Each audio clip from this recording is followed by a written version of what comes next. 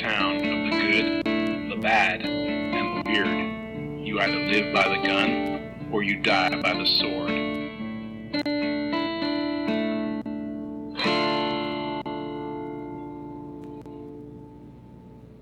Welcome to The Good, the Bad, and the Weird. I'm Nicho. And I'm Chris. Praise be to our listeners, for you are blessed and true fans. Join us as we venture into the woods of New England, and may your ears be blessed with our interpretation of The Witch. A New England fairy tale from 2015. Yes. Generally just called The Witch. It is, yes. It does have a full name, but it's the one with 2 V's for the W. Mm-hmm. Which we'll explain when we get there. Yeah, it's quick and short. Yeah. There's a quick explanation for it. But yes, we are ending our witchy semi-trilogy with this one. Yes. A more recent one, but also a very old set one too. And also a very classical witch. Yes. Kind of. I agree with that, but I have some questions. Oh, of course. This would be the movie to have questions on, that's for fucking sure. But for those who don't know, The Witch is a 2005 historical horror film about a Puritan family that is... 2015. 2015. You said 2005.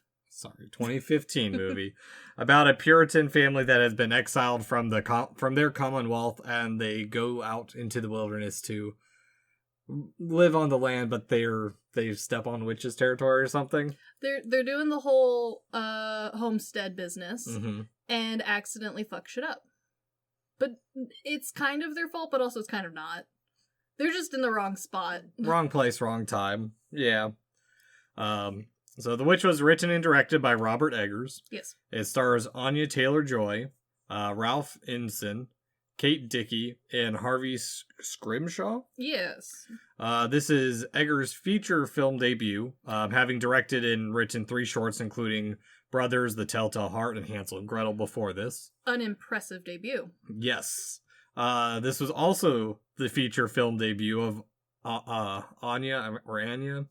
I've been told I pronounce names wrong all the time, so... I think it's Anya. Anya Taylor-Joy, who had starred in an episode of Endeavor and was an uncredited feeder girl in Vampire Academy. Good for her. Also, she's going to be the new Princess Peach. You know, she's got the face for it. The cartoon one. Yeah. Yeah. Like, I think you need I don't think the voice or the face... I have a theory. I have a theory that the look of the actor does influence the voice acting, unless it's a voice actor who specifically does a multitude of voices, which is kind of rare.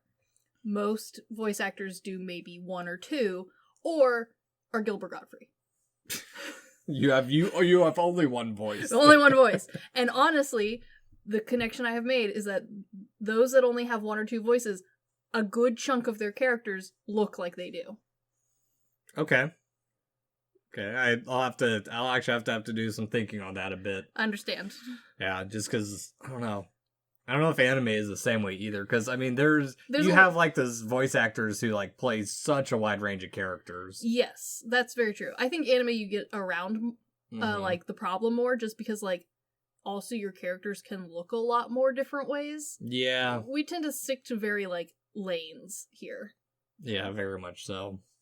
Innerson has been in a whole lot of stuff. Yes. In more recent years, he's been also in the historical films The Green Knight.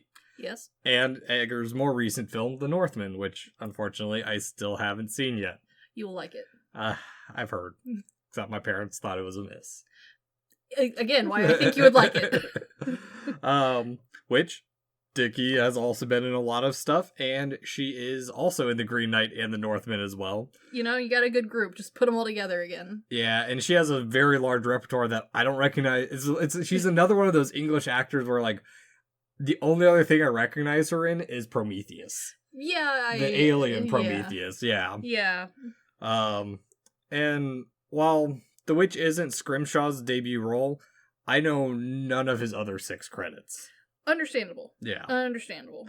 But before we really dive into it, I want to give credit to our sources for today. Yes. Commentary by Robert Eggers himself. A delightful commentary. Oh, he has one of the best, like, solo commentaries I've heard in a long time. Really does. Interviews with the cast, crew, and the director. Mm-hmm. A conversation between director Robert Eggers and professor at Harvard Divinity School, David D. Hall, from the A24 screenplay book that Christian bought me for my birthday. Thank you very much, Christian. It was a delight. Thomason's Answers by Carmen Maria Machado, also from the A24 screenplay book. Salem panel Q&A with crew Bonia Derry and Dean of Salem Witch Trials historian Richard Trask. A New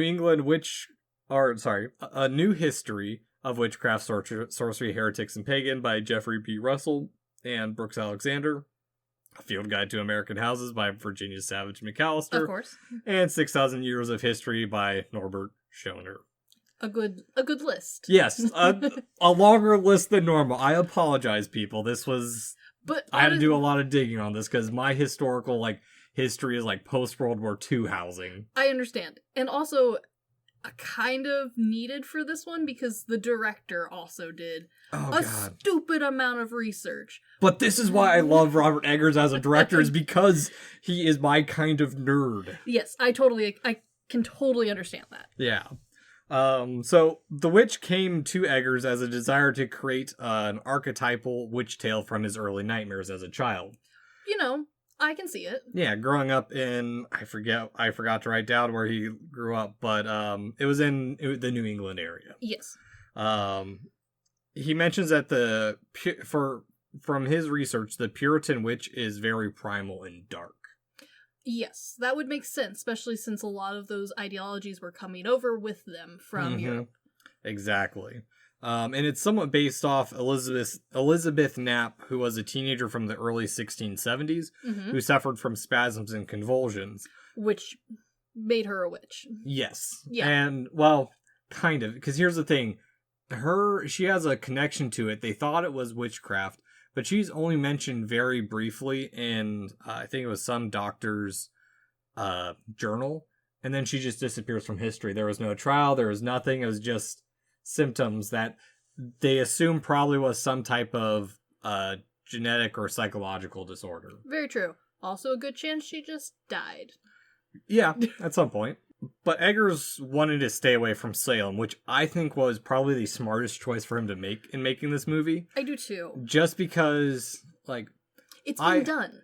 And we like Salem. Oh, but Salem is too hyped for what it really is. Yes, and I also think for what he was hoping to do, which was to create a grittier horror, Salem's too commercialized to really get that level of fear. Yeah.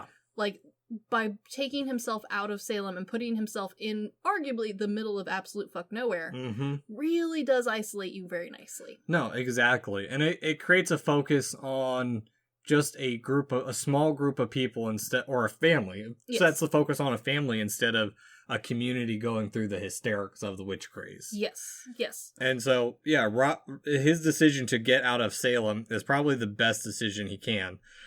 And I'll get into that a little bit because I do want to preface the Witch review with some more historical context, kind of like what we did with Hexen. So The Witch is set in 1630, or sometime in the 1630s, which is only about a decade after the Mayflower arrived in America. Real quick. And witchcraft didn't really hit New England until the 1940s. Not 1940s, 1640s. That makes a lot more sense. And the first hanging occurred in Connecticut in 1647. Yes. To note, comparatively to the mainland, where we explored Hexen, New England also, because, of course, English settlers, followed the traditions that were more associated with England, and the witches there were hanged. Yes. That's why we have that differentiation of, and kind of that myth that's spread, they never actually burned the witches, they didn't have enough wood. No, it's just mainland versus what England did and the US did. And honestly, this movie does a really good job of pulling from what would have been witch legends and lores for that time period, which now, especially Americanized witches, like we don't hold as hard. But as we see throughout this movie, would have been blatantly obvious symbols for these people. Exactly. And so, like I mentioned, the witchcraft of the British Isles was quite different from mainland sorcery. For one, there was more of a focus on the power of hexes and curses over stuff like changing the nature of materials or milking an axe handle or aggressively churning butter. Yeah.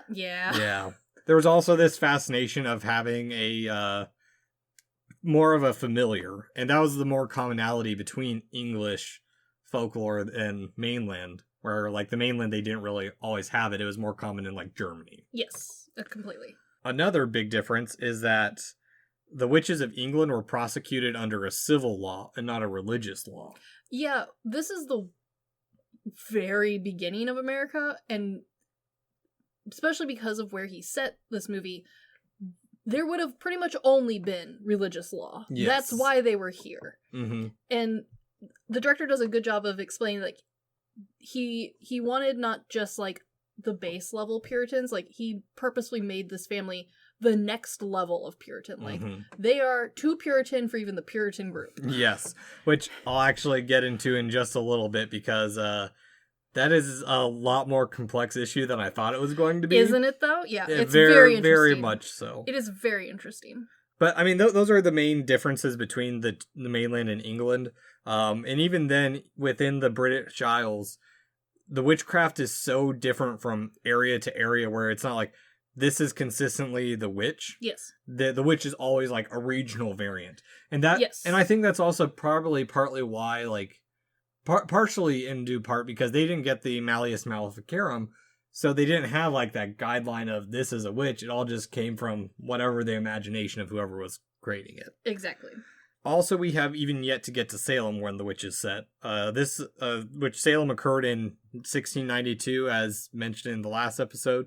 This was also the last year which was executed in the Americas. Yeah. So when we do mention that the American witch trials were a blip, they only lasted about 52 years in total. Which, compared to how long the other ones lasted, 400 years? Yeah, a small amount. Yeah.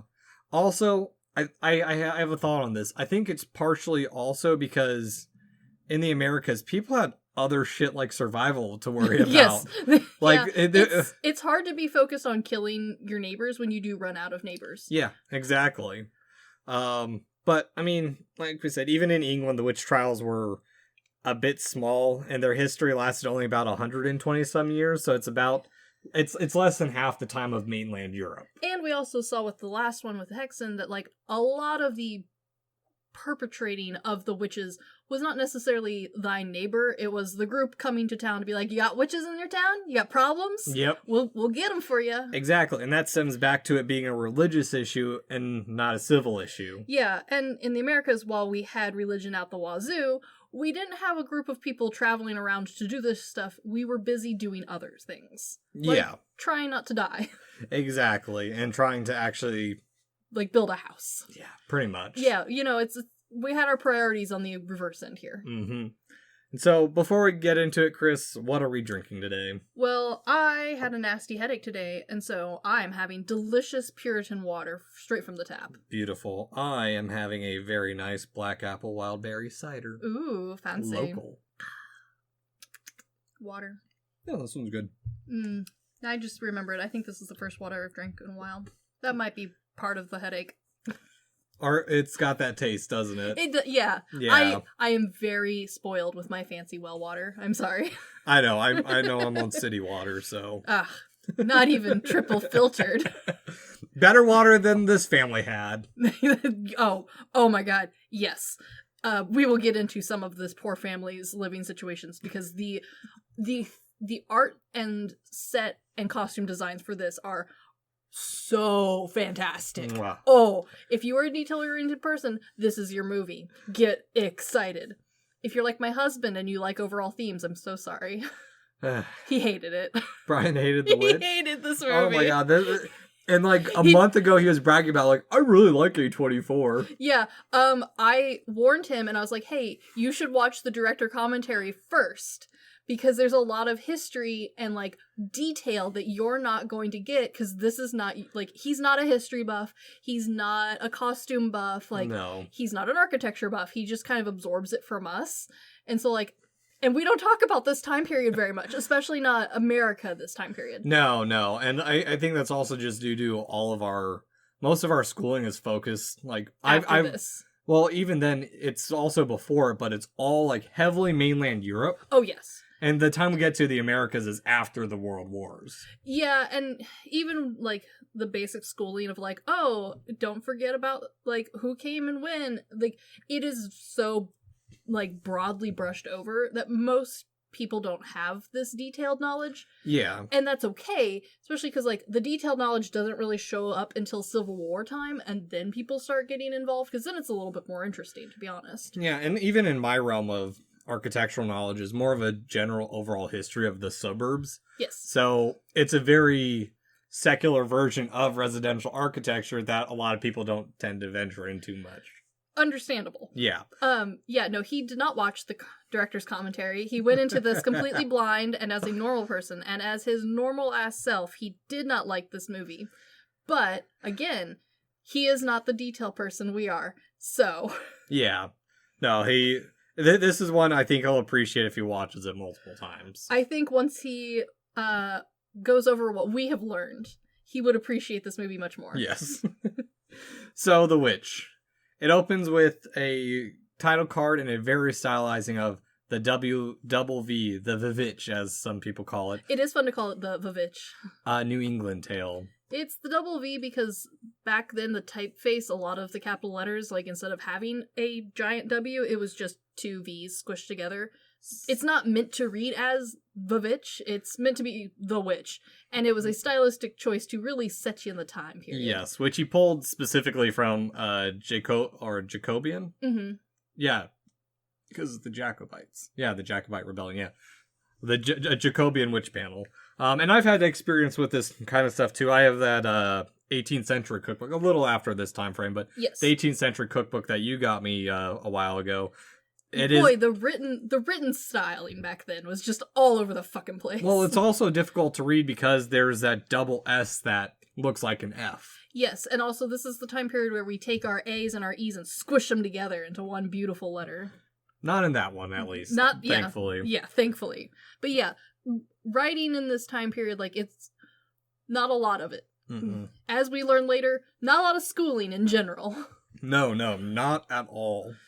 Because right off the bat, we cut to a hearing and trial of our main family, leaving due to some type of disagreement with the Commonwealth, leading to their banishment.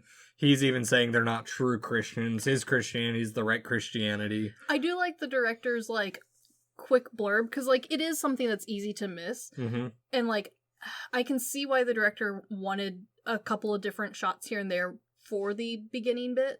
Because, like, they do say, like, oh, well, our family's more Christian than your family. Mm-hmm. But, like, it's not really, like, fully explained super well. So what the director was trying to get across is, like, this is next tier level, like, Puritans. Like, they're being too much for even this group of Puritans. They're taking it really far. They're being insufferable, basically. Yes, exactly. Which, I also like it because it sets up the stuffy ceremonies, which, the note, to go back to kind of our little thing on how complex the Puritans are. Yes. It's noted in the conversation between Eggers and Hall, and Eggers notes that nothing, in regards to the Puritans, nothing monocular about Puritanism, which I tried doing a little digging, and they are a very diverse group of people. Especially during this time period, because there's kind of two lines of Puritans that came to America during this time, and depending on, where you're studying and what part of America you're looking at, that kind of dictates which two of the main groups came. And even from those two main groups, that's they were offshoots of the original group from England. Yeah. So there's a lot of trying to figure out, which thankfully we don't have to do for this movie. Exactly, which is great. Because what I've gleaned from the conversation and the handful of YouTube videos I tried watching on it, it's very much a regional and personal in its entire approach. Yes. Yeah,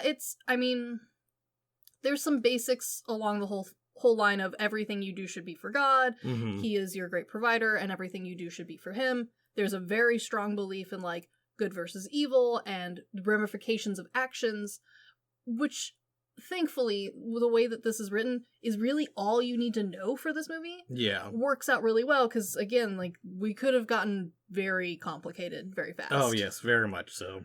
And even Robert Eggers says that, like, his writing of the movie was a synthesis of found texts. Yes. And he compared the father figure to Roger Williams, the Puritan separatist who founded Rhode Island. Makes sense. Yeah. Eggers also noted that at this time, in this scene, even male children would have normally been divided onto the women's side. Because children were seen as property. Exactly.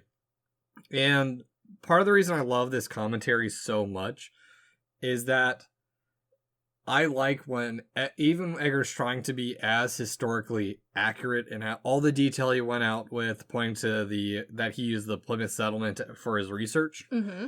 I love when he points out that he wasn't historically accurate because either the symbology, or he realized that, hey, I'm making a movie, I can't be 200% accurate to everything. Yeah. But also just how critical he was in his own filmmaking. He was very critical of his own filmmaking, which was kind of refreshing to see, because especially with this being his debut film, like we said, this is a good movie, but with his critiques, I can see why he'd want to try for, like, a different level. Exactly. He's definitely got the ideas and foundations, but, like, there's a lot of limitations to actually filming. Yeah, no, exactly. We'll get into it in just a little bit, too, because yeah, I had some questions about the housing, because my understanding of that region of housing, that it was more of my understanding of a more modern, later period of that housing style. I can understand. Yes. Yes. Which the family quickly leaves the settlement and is off into the wilderness. Mm-hmm. There's a couple little shots of, we see some Native Americans walking into town. Yes. Which, I mean... doesn't play a whole lot, but it does come up in a line later on.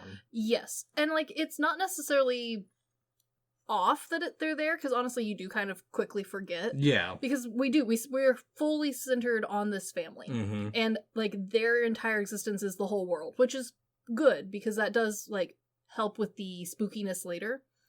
But yeah, it does add question to why there are, like, already people in the woods later.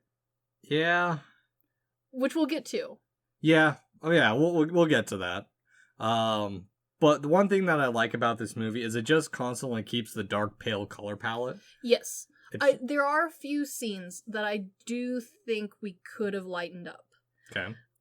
Not many, though. Most of this, I think, visually looks great. I don't think any of the movie needs to be brightened up.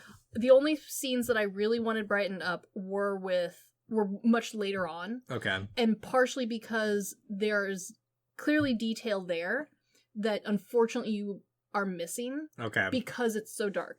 Granted, the idea of it being dark works great, but, like, maybe we could have done, like, some blue contrasting to get a little bit more detail put in. Yeah. No, I get that. But we have a quick cut of night around a campfire, pretty landscape. It is very pretty. Vamping, eerie music that just is escalating. Yes. I like the music in this movie. I don't love it. Yeah. It's a good baseline for the movie. Like, it's not terribly distracting. It's not terribly memorable. And see, here's where I disagree with that too. I think it's more memorable because it's not like your typical orchestral score. Oh, I agree. We don't need a typical orchestral score for this film at all. There's just not a, like, repeating pattern that usually accompanies a film like this, and it doesn't have to be with orchestral styling. And the reason I say that is because this movie, for the most part, not a ton of talking. Like, yes, there's lots of dialogue, but, like, we have a lot of empty space. Yeah. And it's usually filled with background noises, which is good, but a repeating thing would help build the which problem later. But at the same time, doesn't that just indicate because it's doing its own thing that it's created its own theme? Because that's the only music we hear is that type of music building up. True. I think the theme I'm looking for would help tie in the concept of, like, what's real and what's not later on. Because each song, while similar style-wise, is all very distinct and different. Like, there's definite tracks playing in the background. Not necessarily a bad thing, but for a movie like this, it doesn't necessarily help the audience, like, tie together each piece. It kind of, like, this movie reads almost with chapters. Okay. Which, not a bad thing, but I don't think that's what the director was wanting. I think he was wanting, like, a very fluid piece that, like, had you questioning reality. All right. Yeah, we'll get into that, that interpretation. But then we cut to the family praying and blessing the land that they've decided to set upon. Their nasty, bug-infested land. Well, it's land. Yeah, it feels kind of like the dad just was like, this is far enough. That was my exact question of, like, I'm sitting here, I'm like, why do people stop of, like, this is my homestead? I know generally it's water is the big thing. But... Water is the huge part of it. And they, like, don't really show water, like, good water here. Yeah. Like, it's moshy, but, like, moshy doesn't equal good water. There's, like, a little stream nearby that we see later on. Yeah, little stream is not necessarily gonna hold you through the winter, though. Little stream will freeze. Yeah. Yeah, so normally it's water. Sometimes it's, like, good cropland. Like, if you plan on being crop-based, which they kind of show the family was going to do that, and then, like, didn't. Like, there's a lot of undone projects in this. Which is a good part of this movie. It really is. Because this movie is just, the entire family is all having to deal with the pride of their father. Yes. And him not knowing shit. He does not know shit. And, like, yes, the land he's picked is very pretty, but... Yeah. Like, it's fine. It's fine. It's not like, oh my god, this is amazing viewpoint. But, like, it's a pretty little piece of property. It does not scream functional, though. No. Like, there's either a lot of clearing that needs to be done if they're going to be, like, up near the woods. Yeah. They're on swampy property, which doesn't really make for good grazing land. It doesn't really make for very great, like, farmland, especially with the tools they would have had at the time. Mm-hmm. They would have been doing all that by hand. Ain't nobody want to mosh their way through a field. And, like, back then, that would have been, like, your two options as a Puritan settler. You were either doing, like, a lot of your own cattle or goats or sheep and gardening, or you were doing a lot of farming with some cattle and sheep. Yeah. Another perspective on that, if anyone wants to, I highly recommend reading Vinland Saga. Yes. There's a whole arc of the main character, Thorfinn, becoming a farmer. And it does actually explain it really well. Yes. No. Vinland Saga's an... I love historical shit. Vinland Saga reads to me perfectly as well, so check out Vinland Saga. It's great. It's a Viking manga. Yeah. It's great. This one, unfortunately, it 100% reads like the dad was like, this is far enough. Yeah. This is good. Good enough. Good enough. I also think part of it, too, is, like, supplies of, like, we can't travel on another 20 days. We have to start planting today, kind of thing. Oh, yeah. No, there was definitely, like, a lot of factors that went in to try and find the perfect spot to live. Mm-hmm. The dad definitely shot them in the foot, though, because they just, like, left town. Yep. And so after we've established this family, we've actually got to know them relatively well enough to understand their situation. Yeah, you get to know them well enough to hate the two twins. We haven't even gotten to that part yet. Oh, that's true. We cut to the farm setup, and sometime in the future, and our protagonist, Thomason, portrayed by Taylor Joy, confessing to being idle on work, disobedient, neglectful of prayer, playing on the Sabbath.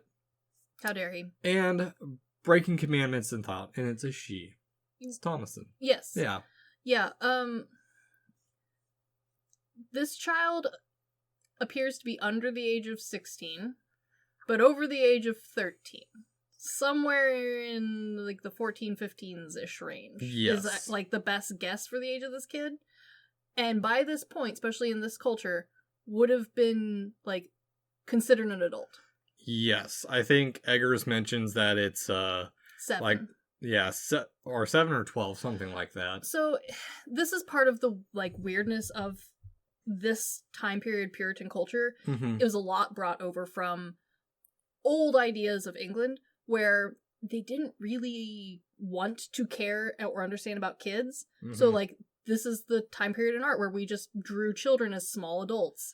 Because this is when we would have assumed that like after age 7, you should be mentally competent enough to pretend to be an adult. Yeah, and before that they were still helping with the farm work and chores around everything. Well, their idea of children was not our idea of children. Like No. You never really were child, but like you were supposed to do a lot after the age of 7. You were tiny human. You were. However, like as far as the idea of like when are you your own adult, probably around 16, 17, 18-ish Yes. mark. So like she's not on her own yet. She's still under dad's rule. Like she would have forever been. That's Mhm. part of it. Like not only is she a child, she's a woman forever under father's rule. Yeah. But on top of that, like in father's eyes, this person would have definitely been like a kid. Yes. And to give some heads up about some of the scenes that come down the line, Taylor-Joy was 19 when this movie was made, so yes, which helps a lot. it does help a lot, but it's still, But like also like the idea is still there. yes, and part of that uncomfortableness would have like been part of the witch's scare of the time period. Mhm. Is like, oh, this like it can affect our children, our sweet innocent children. Yes. Which, to that point, the perspective of this is that she's supposed to be deserving of misery, but asking for forgiveness. Because at this time, everyone was trying to live as purely as they can. Yes. And live up to a standard that doesn't exist. An impossible standard. Yeah. Yes. She's the Puritan bad girl, basically. She is. She is a terrible person for being slightly lazy. Mm-hmm. Not even that lazy, just like slightly lazy. Yeah, just a child by today's standards. I mean, she's talking about playing on the Sabbath. On the Sabbath, you weren't supposed to do anything but pray and like religion, though. Yeah, like you weren't even exactly. supposed to cook. Yeah, no, it's a different... Oh, it was a very strict lifestyle. Exactly. Yeah. And it's a great way to really give us the setting, the survivalist conflict, and the family currently under, and how Thomasin is kind of an outlier in her own family, or at least appears to be. She's definitely suffering from oldest child syndrome, Mm-hmm. but unfortunately, oldest child syndrome where there is no one else to talk to but her family. Yep. And her dad is not helpful, and neither is her mom. Yeah. As we learn quickly, her mom is very wrapped up in baby. Very much so. And also, this is where I want to note the house. A wonderful interpretation. Because I will say it does not fit morphologically what we think of a house from New England, or the New England farmhouse of the I plan. I can basically. understand that, yeah. I gotta remind myself we're set in the 1630s. Yes. And at this time, this is kind of the typical house that they'd have, which they had to make the typical house was only about 40 feet by 20 feet. Yeah, it would have been however big they could get the lumber. Which Eggers mentioned that they had to make the house larger in this movie so they could actually film in it. Yeah, if you ever get a chance, not near here, I know, surprisingly, but I have gotten a chance to either be in some recreations or some like very historically preserved houses of both this time period and of course a little later once people started coming out this way. And holy shit, these are tiny dwellings. Yes. To give some historical perspective, the house is about 100 square feet larger than a 3-car garage, which is about the size of the early like mass-produced suburbs, like think Levittstown. Yes. So that's a little bit smaller than the house that we think of back then. Yeah, and this would have been the everything all in one like building. We have all the kids living here, we have all the parents living here, and theoretically forever. Yeah, which here's the thing. So here's the level of detail Eggers went into this stuff. Yes. Historian Richard Trask was fascinated by the architectural accuracy of the construction of this building. Yes. Specifically in the fact that he didn't use sawmilled lumber. Which it sounds silly. Yeah. But, like, it does visually make a difference. There is a slight pattern that you get that would throw it off. Yes, it really would. And I also like how Eggers said that the more you let slide, the more it falls apart. So if you're trying to create something historical, you can't let things slide. But it's also kind of like the difference between, and what I think specifically is A Knight's Tale and the more recent Robin Hood, where they styled it with modern music and imagery, but where A Knight's Tale let things slide a little bit, Robin Hood took itself a little bit too seriously to try and be it. So like when you see the Knight's army showing, or the King's army showing up with like riot shields and shit, it's completely out of place compared to like A Knight's Tale where we have We Will Rock You, a couple little modern classic songs, and the armor maker, one being a woman, and two making a Nike logo. Yes. It's a nice little nod, but it also is kind of fitting for that style of movie compared to Robin Hood. Yes. Much lighter. Yeah, just think of that way of letting things slide, of when it can work and then when you step over too far and make it absolutely awful. Think of, have you seen the new Kingsman? Yes. Yeah, like the way they did Rasputin. Yes. And that whole league of things. It did it in a kind of, here's what it is. It's a respectful to the history where they have your accuracies, but they take that comic book liberty with it. Yes. And if you want to make something realistic like Eggers did, you can't do that shit. No, which there is so much he tried to get accurate for this. Like how they would have gardened, how they would have done the roofing. Like this isn't slate roofing. He would have been doing like the attempting at thatching, which takes forever and is usually a 2-person job. Which, if I remember right, he said the one thing he had to let slide a little bit was the language, because you have to make it understandable by today's standards, which it's not that far off. I mean, we're not talking like old medieval English. Thank God, because that is just not even the same language at this point. Oh, no. But, like, there's a lot of, like, formalism that we just don't have anymore. Yeah. And it makes it really hard to understand, like, who's talking to who. Yeah, I think trying to read some of Tolkien's stuff, where Tolkien's very dry and very hard to read because he has that old school English style of formatting. Whereas, very, like, every sentence a very specific way sort of mindset. Yes. And granted, I do think he did a good job of, like, portraying the old style of speaking. Like, it's never impossible to understand anyone, but you also, like, you're not taken out of the time period at all. Yeah, no, you're not like, oh, these are modern people talking. Yes. Yeah. And from here, we have a small cut to William, portrayed by Innocent, and Caleb, portrayed by Scrimshaw, working the corn. One thing I do want to say, I love Innocent's voice. If my voice could be like that, that'd be amazing. It is a delight. Yes. Thomason is then tasked with taking care of the baby by her mother, Catherine, portrayed by Dickie. And on her way out, we see that the vegetable plots aren't looking very good. And they look like garbage. The farm is very incomplete compared to the far out shot we saw earlier. Yeah.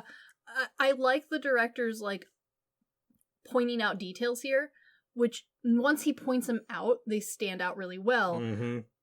The first time I watched this without the commentary, I didn't necessarily catch all of them. Because he goes on to, like, explain, like, oh, look, you can see in the background that, like, the goat's barn isn't done. Yeah. Or, like, oh, look, the, like, crops here aren't doing well. Yeah, I think he also said something along the lines of, like, they probably wouldn't have had goats back then, but... Well, there was goats, but they would have been the style of goats that the Puritans would have brought over with them. We don't have that breed of goat anymore. So the goats, while it's possible that they had goats, especially if they didn't bring a cow or two with them, which probably would have been more accurate because you can use the oxen to pull things, which is nice. We're still 10 years outside of the Mayflower, so... True, so there's... It's feasible. Yeah. The type of goat in this movie, the director, like, does explain, like, he's like, we were kind of upset we couldn't get the right type of goat. Yeah. Which, like, no one is going to notice, my dude. Don't worry. That's the other thing of, like, the level of detail he goes of, like, the corn, whatever he called it. He's like, yeah, this technically isn't accurate, but it's symbolic, and that's why I kept it. Yeah, because the way that they were harvesting the corn is when they bring it all into a bunch without cutting it, and then cut off the corn. which during this time period they would have cut the whole thing down and then gone by hand through it. But honestly, like, this is very, like, New England, Massachusetts era, like, styling. Like, this is what you think of when you think of this. Exactly. He took that iconography and made it something believable still without taking us out of it. Yeah, and, like, honestly, like, even if you are a giant history buff, like, you're not going to care that much. No, like, most of this stuff is, like, pretty minor compared to what most films do. So, like, I don't care. I don't mind. Yeah. But what I like about this entire setup is we have this constant returning to the foreboding forest. Yes. The spooky, scary forest that he chose to live next to. Yeah. Yeah, he picked a creepy-ass forest. You gotta get wood from somewhere. That is completely accurate. But do we have to pick the scary part of the forest to live in? I mean, forests are pretty... I live at the edge of a forest. I know. And mine is much less scary than that one. No, it is goddamn creepy every time I leave and it's dark out. It is, yeah. That's true. I have armadillos. They make it creepier. I've never heard of an armadillo. They don't make noises. They just scurry around and dig. And they can barely see. They can barely hear you, so they do not give a shit when you're near them. They just continue to dig. I'm not camping in your forest. I camp in my forest. I'm not going to. I can understand. I've camped in forests enough. I've been to be fair, I have been to creepier forests. Yes. We have had to put a pause on the camping in the forest because we don't know who, but somebody's pig is free. And it's not real big yet, but it is big enough to, like, tear down your tent in the middle of the night. So, like, I will say the creepiest forest I've been in. For Boy Scouts, we used to clean the graves at Luxembourg Cemetery. Yeah, and we stayed in the forest that was just off of it. Yeah. That is a terrifying. And for those who don't know, the Luxembourg Cemetery is right where the Battle of the Bulge was. Yes, and it's got a good spooky vibe. Yes. Also, there's a German cemetery out there too that's actually quite nice. It's just heavily overlooked for... I mean, it's not the historical marker one. It's not the American one either. Exactly. But we do get a cut to a little game of peekaboo with the child. I think the child's name is Sam. I don't care. It's the baby. Who vanishes from right in front of Thomason. This is proper good and spooky. Mm-hmm. I like this little jump scare of the peekaboo game. Yeah. Because he cuts while she's playing peekaboo to her playing peekaboo. And so it's a good little, like, whew. And then, like, oh, it's just peekaboo, you're fine. And, like, it's even for a, like, slightly gray, like, everything in this film looks like it's about to rain. Mm-hmm. But it kind of almost feels sunny during this scene. Yeah. Like, it's almost nice outside. Which just, like, really throws you for a loop when baby literally just is gone. Yeah, exactly. It's, I wouldn't say it's a jump scare, it's a way of doing... It's a quick cut. Yeah. And it, like...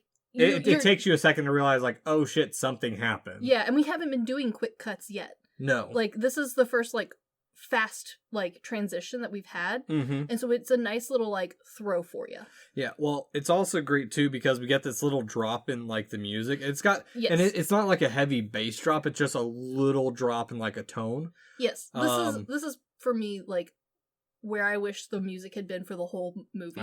Is because, like, when we get to the witchy parts, it really, like, feels... You wish it had the drops, but just more of a subtle drop. Yes. Okay. Yes. I understand what you were going for then. Yes. Okay. But also, I don't know if you caught it. You can see the path of, like, where the invisible witch is going. Yes. There's that little rustling of the grass and the bushes. It's really nicely done. It is so subtle. Like, I didn't catch it until watching it, like, the third time around. Yes. Like, it's almost like she's the wind. It's great. Yeah. And, some bit of editing that I completely agree with Eggers on this is he originally was wanting this to be the opening of the movie. Which would have been cool, but I am really, like, I'm now attached to these characters much more so. And that's exactly why he changed the order of it, so that way you were attached to the family and it wasn't just some baby being carried off. Yeah, which is good because baby is in this movie for all of, like, 5 scenes. Yes. Short scenes. Very, very short scenes. Real fucking short scenes. But while I am not terribly overwhelmed with baby's sudden kidnapping and soon-to-be death. I am upset about the other children. Because, like, you do get attached to them. Some more than others. You get attached to 2 of them. That's true. Yeah. Yeah, 2 of them I am not upset at all. No, not at all. Fuck those fuckers. And so Thomason is carried or falls into the forest. And I like how this is shot too, because it's shot behind like the bramble, Mm-hmm. and it makes the woods feel like more of like a labyrinth than anything. And also, like, it makes the woods feel less civilized, I guess is the word I'm looking for. Like, there's a difference between woods that have like been kept and have no underbrush and are Gardened. Yeah, gardened. Or not gardened, forested or whatever. Yeah, whereas this one feels very much like it is a challenge to get into this heckin' woods. Yes. And I like that. Yeah, no, it's such It such feels a hostile. well, and it's such is subtle in its intention Mm-hmm. of it does such a good job of portraying that feeling that it doesn't feel out of place. Yes, and it doesn't feel like fake witch magic. No. Like, it feels very much just like, this is how the forest is, Mhm. and you were the fool to come in here. Very much like the witch is a force of nature. Yes. Which, I mean, way, we'll get to. Yeah. We'll get to. And so from here we cut to probably the most graphic part of the movie. I'll argue the most graphic part of the movie. There's some, because that's the other thing too, is like this movie's not that violent. It's really not. It's mostly ideas. Yeah, and I think that's why this is the most creepy thing, because we cut to the baby getting a sacrifice and his entrails used to create the unguent for the witch. Yes. The unguent being the lotion and potion that she rubs all over herself and her magic stick. Yes, which, oh god, it's such a creepy scene, which... But it's so well done. Yeah, which, I mean, and here's the other thing too. Why I still love I'm going to harp on this over and over again this episode. The historical accuracy that Eggers just talks about, where he mentions that the broomstick was not a popular flying tool until the 18th century. Yes. So, like, again, Victorian bullshit, but still I also really interesting. like that the way he introduces us to this witch, it feels like a very Germanic witch. Yeah, well, and here's the thing, like, this is why I like this part, even though it's such a small part, is that the lighting feels very Hexen-like. It does. And the witch feels very hag. Yeah. As opposed to just, like, a witch. Like, this is proper, like, your children will be eaten in the woods levels scary. And here's why. Because unlike Hexen, where we saw the basement full of other stuff, all we see is some type of hut. Yeah. We see a mortar and a pestle. Yes. And as besides the broom, that's like the only tools we see in this entire scene. So it makes her feel more primitive and... Yes, and I think the other thing that helps a lot, which makes this feel very, like, dark fairy tale for me, is we don't spend a lot of time seeing her face. No. We see a lot of naked old lady ass. Like, a lot. And then, like, the crazy wild long hair, and just, like, the hunched over back. Yes. And that's, like, the main image that sticks with you for this witch, which helps so much, like, solidify this into that, like, old... Grimm's Brother Tales styling. Yes, and that's exactly where I think there's a difference by the time like Eggers heard the folk tales. Yes. To what they potentially were historically from what we know of. Oh, for sure. English witches. They would have been constantly changing. Yeah, so in a way, this is a modern telling of what the child stories that got passed down, and as we know with his stories, a lot of times they get quite a bit more graphic and over the top. Yes, but I do feel like this is a good, like, we haven't yet gone too far into, like, the possibilities. Mm-hmm. We haven't really given warts, we haven't really given, like, the big hook nose, like, we haven't changed it into, like, the Monty Python witch. Yeah, we haven't, like, done a caricature of a witch. We have just put in a creepy old lady who happens to be naked in the woods. Yeah. And lives like a haggard. Or, like, and I redeemed myself finally on this. Uh-huh. The old cook from Robin Hood Men in Tights. Yes. I finally watched that. I'm so proud of you. We'll talk more about that later. But of course. But this grody old witch, I do want to bring up. I love her name. She's portrayed by Bathsheba Garnett. An amazing name. Who is the German teacher in Mean Girls? You know what? Good for her. This is that same This is person. her legacy. I also really like this scene because there is a huge... Is this person just a crazy person in the woods, or is this a real witch? Mm-hmm. Like, we haven't really, like, solidified that yet. There's a little bit of hints here and there, but the way that, like, the way the lighting hits, the way that, like, we quickly snap away from her and back to the family, who is now frantically looking for the baby. Well, we don't well, not yet. Yeah. But, like, we've snapped back away from the witch, and, like, we snap back before there is a definite answer. Exactly. Because the last thing we see is the witch lifting off and flies off into a very, very cool moonlit silhouette shot. Yes. But there's this huge question on whether or not that's in the witch's mind or not. Exactly. Like, it's so beautifully shot. Oh, it's a very iconic, like, feeling. It feels almost akin to, like, the E.T. silhouette shot. Yes. Like, it's very much like that. 100%. But from here we cut to the morning where we cut to the farm where the mother's sobbing. They're not even really searching. No, they didn't try super hard to find this baby. No. Well, as far as we're aware. I would like to think that they gave it some effort, but also, like, this child can't crawl yet? How far could it have gone? No, not very far. And the brother we get is kind of lusting after his sister. He's a weird character. Like, I get it that we're trying to portray him as having sins. Yeah. And this would have been a big one. Like, Puritan thought this would have been a big no-no of any kind, especially your sister. He's also a young boy of seeing flesh in the swell of a woman's bosom. Yeah, sure. But also, like, this is part of the, like,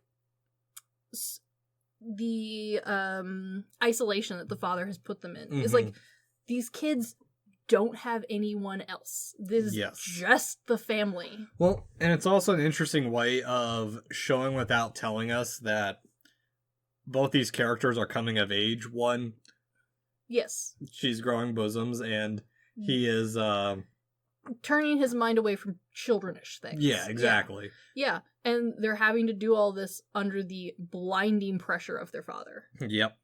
And we see the simple house, and farm sounds really now take the place of music. Yeah. We move on to, like, a lot of insect noises and, like, the background sound of goats. Yes, lots of goats. Lots of goats. Which William is already out checking on the corn. I do like the way he says this.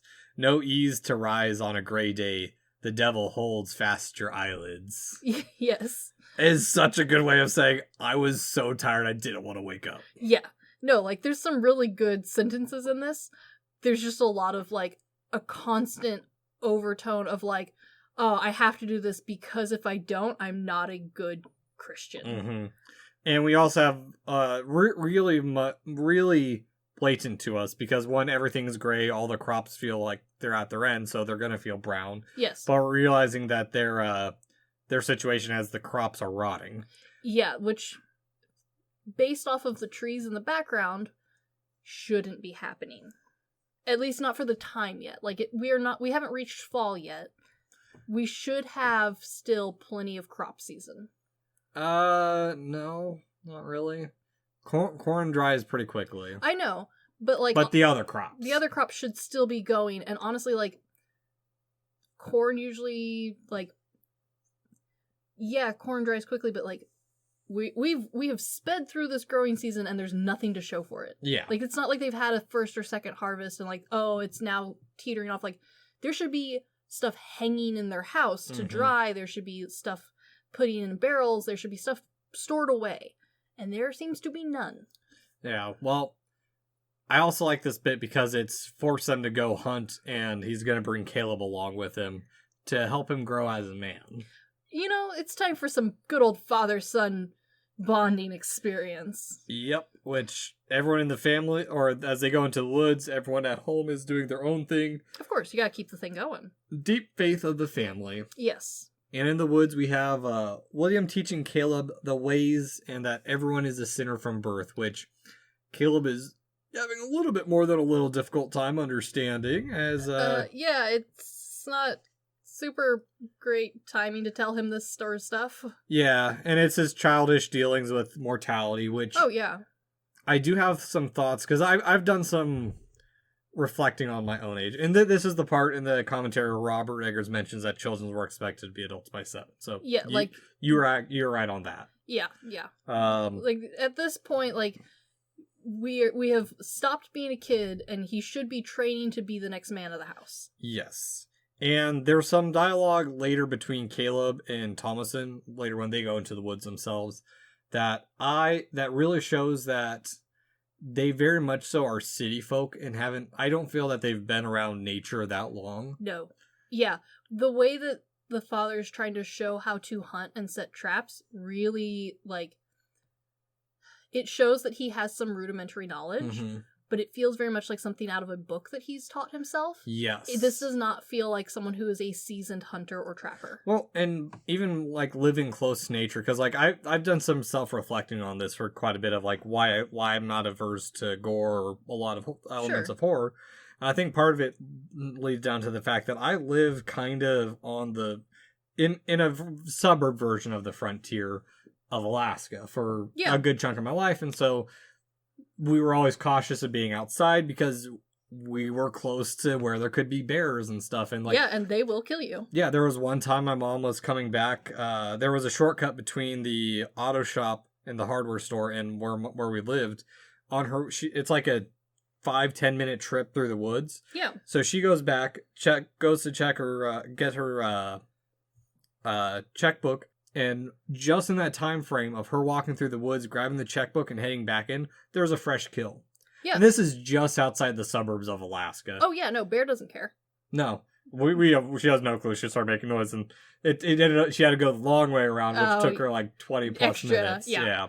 But, I mean, that's for me, my understanding of why these kids are the way they are, is that they didn't grow up being farm kids or living that close to nature. No, especially since, like, the son, who we can assume is probably around the 8 or 9 mark, because his father's not, like, freshly teaching him how to be a man. This is kind of the spiel of, like, all right, well, we've gone over the basics, son.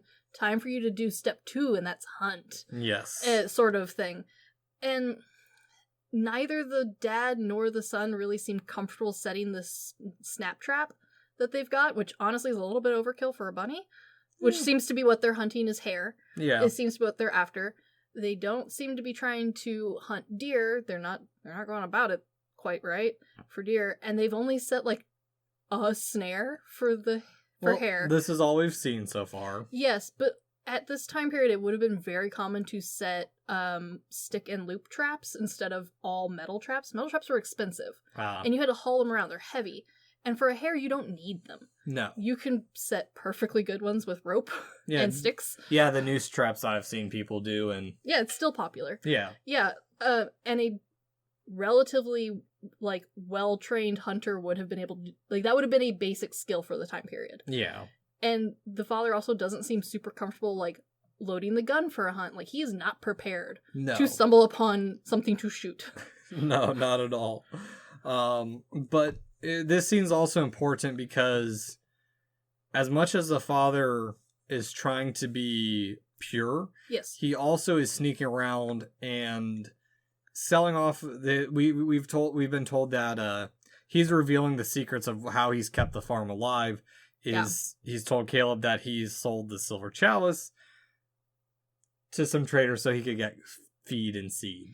Which, I mean, hurts because he snuck around the mom, which this was, like, her prized thing, was this, like, one piece that she's drug with her all the way here. He snuck around and sold it, didn't tell her. Yep. But also, like, makes sense because he fucked up. Exactly, because now they have nothing to show for giving away an heirloom. And we have a little cut back to the farm where Thomason drops an egg, and we see that it's spoiled and the chick was dying before even hatching. Yeah, which, I mean... is a thing that, like, that is a thing that is going to happen if you have chickens. You're going to end up with some bad eggs. However, for the time period, this would have been a huge red flag. This would have been, like, a giant omen. Like, eggs would have been a great way to foresee how things were going without actually doing magic.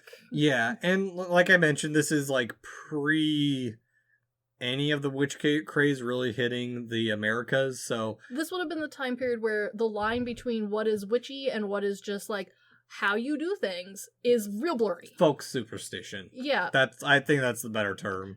Very superstitious. Yeah. And so like this would have been the time period where superstition and what is a witch is blurred to hell. Mm-hmm. And if you're doing it in God's name, it's not witchcraft.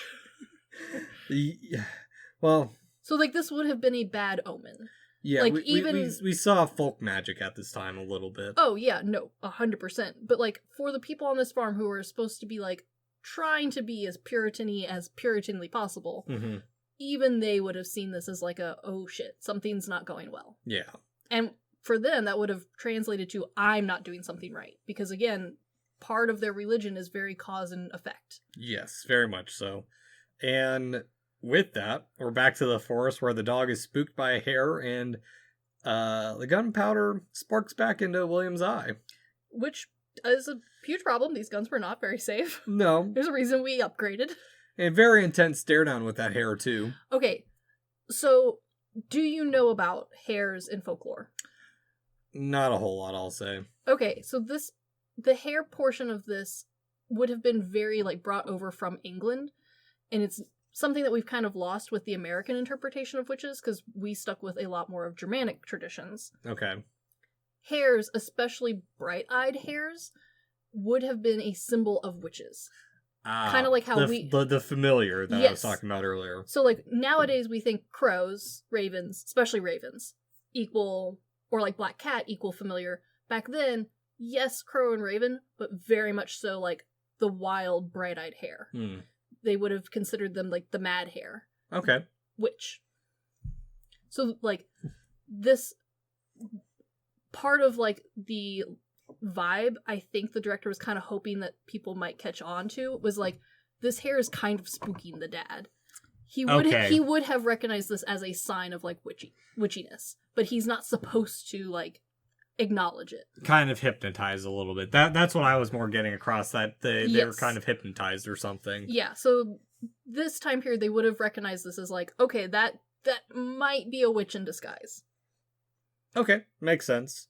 But it's also just a way to also continue the ineffectiveness and the backhanded pure William without telling it as well. Yes, yeah. Again, there's literally a hare staring him straight in the eyes, and he fails to catch it. Yep.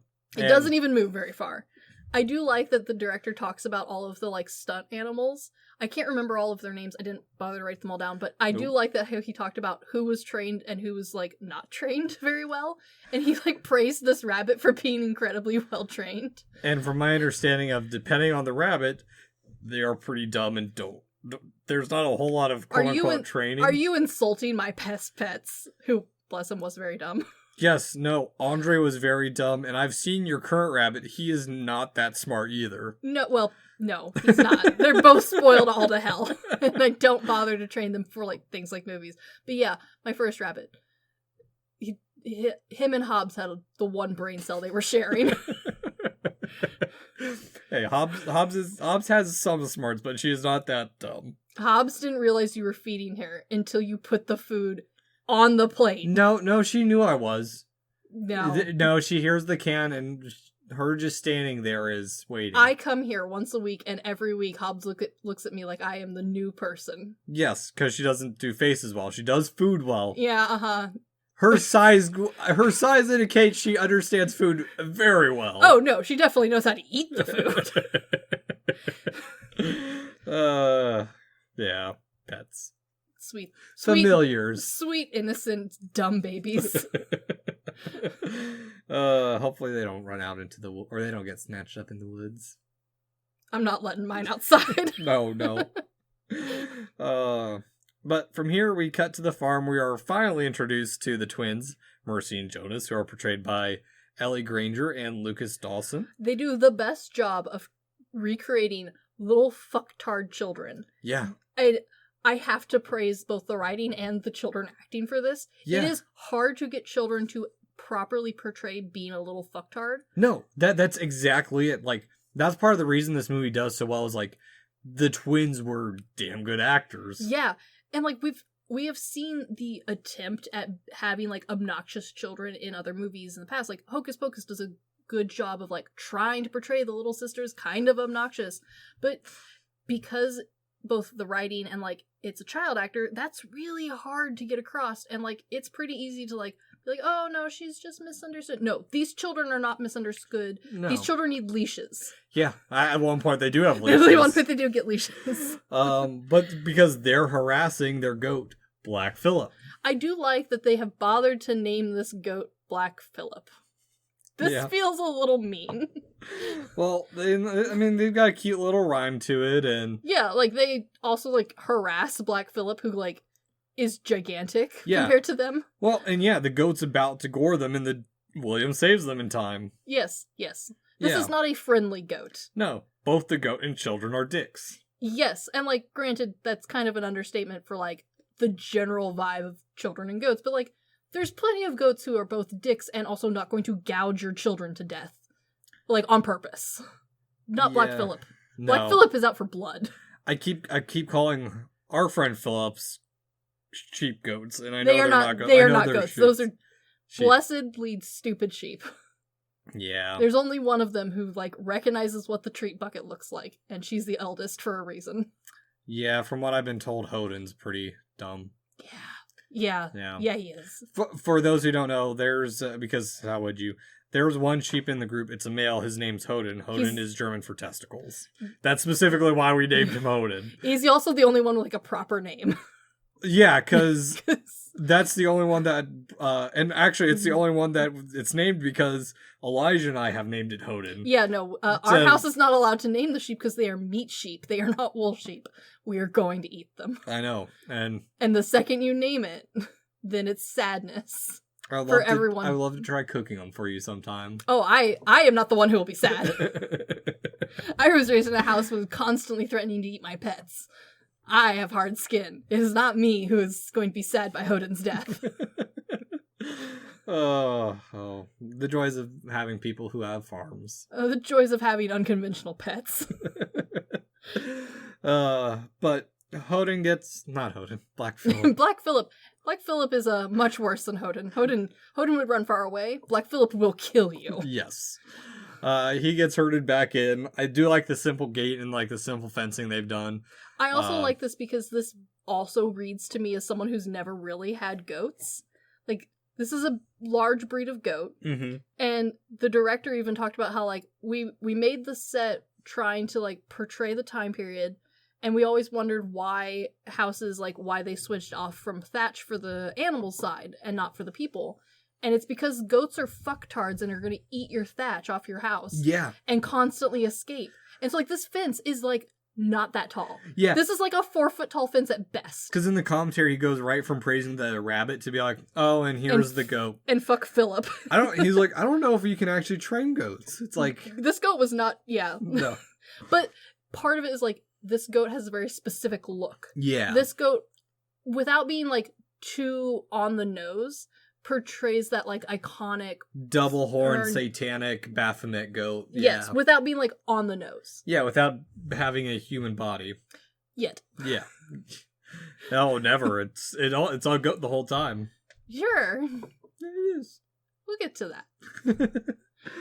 that. But in this moment too, Thomason is being given a hard time this entire time. Yeah, it kind of feels like the father has nothing, and like both the father and the mother have nothing better to do than pick on her. Yeah, and I mean Thomason's giving a little bit back to William, and everyone's just bickering, which... Yeah, seriously, these people need hobbies like finishing their farm. I mean, yeah, everyone's pretty much the same. They're butting heads because they're the same people. Oh yeah, no. And speaking of the apple doesn't fall far from the tree, Caleb also lies about hunting and that they're searching for apples, hence my tasty beverage. A good choice. Yes. A good choice. It's the wrong season for apples. Yeah, and they bring that up later on too. Also, I don't think apples were in the U.S. really by that point, and if they were, they only had 10 years to grow, so... Yeah, wild apples in the hills would have been a very unique find. Yeah. Berries would have been a better lie. Yeah. Also, this shows Catherine is very protective of Caleb and not so much about her own daughter. Yeah, she definitely, and like this is again part of the like time period culture that I think the director did a good job of trying to like put in without being too blatant, was even though he's not the oldest, he's the son. Yes. And at the same time, it feels relatable to a modern family instead of how sometimes a movie portrays family fighting, like with The Haunted Mansion. Yeah, where it's like witty dialogue back and forth. This one feels much more like bickering. Yeah, that movie felt like play fighting kind of thing. Yeah. And also like some of those kids' lines, like no child would have thought that up. No. Whereas with this one, these all feel very like child, like this level of thinking level lies. Like this kid would not have thought that apples are A, not growing here, and B, the wrong season before he lied. Exactly. And from here, it's also to mention that William fell in shit, and so Thomason's having to wash his clothes while real awkwardly. I don't know why this man can't get undressed by himself. He's the man of the house. Yeah, like, how dare he touch dirty clothes? Don't get me wrong. This would have been her job to clean his clothes. 100%. Not to undress him. Yeah, why is she undressing her dad? This feels weird. A bit. This feels weird. This feels like a father who's put himself a little bit high on a pedestal here. He has. Yeah, he has. In a lot of ways. Which we cut to him splitting wood as Thomason goes to clean the pants. Still gray and dreary. We see a little bit more of Caleb looking down her shirt. They do a good job of trying their best to make you conflicted about Caleb. Mm-hmm. Because without these, like, just real incesty scenes of him, like, boo-boogling, you wouldn't really see a whole lot of, like, the quote-unquote sin that we're supposed to see in the rest of the family. Like, the twins are absolute asses. Yeah. Easy. The mom is completely wrapped up in herself. Like, she does not seem to notice anyone else in this family. Oh, I'll get into that in a bit. Yeah. We are very well aware that the dad is, like, on his own little throne here, not really doing what he promised he was going to. We need something for the son to have, like, a solid fault for the audience to quickly be like, oh, well, there's your problem. Can't be lusting after things. Yeah, which does lead into later. Yeah. Because this is where Thomason confronts him about she's seen no apple since England. Yeah, would make a lot of sense, wouldn't it? Yep. And the pair ends up getting scared by Mercy, who's pretending to be, I be the witch of the woods. Which is cute, but also, like, who is watching these children? They're children. It's... Okay, the two older ones make sense. They would have, at this point, had chores and should have, like, this would have been normal for them. The two littlest ones, the twins, they just lost a baby. Why are these two let run free? I don't think they're let run free. I think they ran free. Yeah, and the mom is obviously not doing a job keeping on them. She's obviously mourning, and father is cutting wood. That's very true. The parents are not very parenty, are they? No. It's a bit implied that maybe the oldest daughter parents a lot. Yes, and even though we know there's a witch, this is the child's play of setting up the witch in the events to come. Yes. Which, I think that's part of it too, I think that's part of the twins issue, is that Mercy is kind of playing at something she shouldn't be playing around with, basically. I was going to say, I like how the director did this because it reads really well both ways. It sets up the future witch really well, and then if you are, like, a super history buff, you would know that, like, this would have been a no-go for play. Yeah. She would not have been permitted to pretend to be a witch. Yep. At all.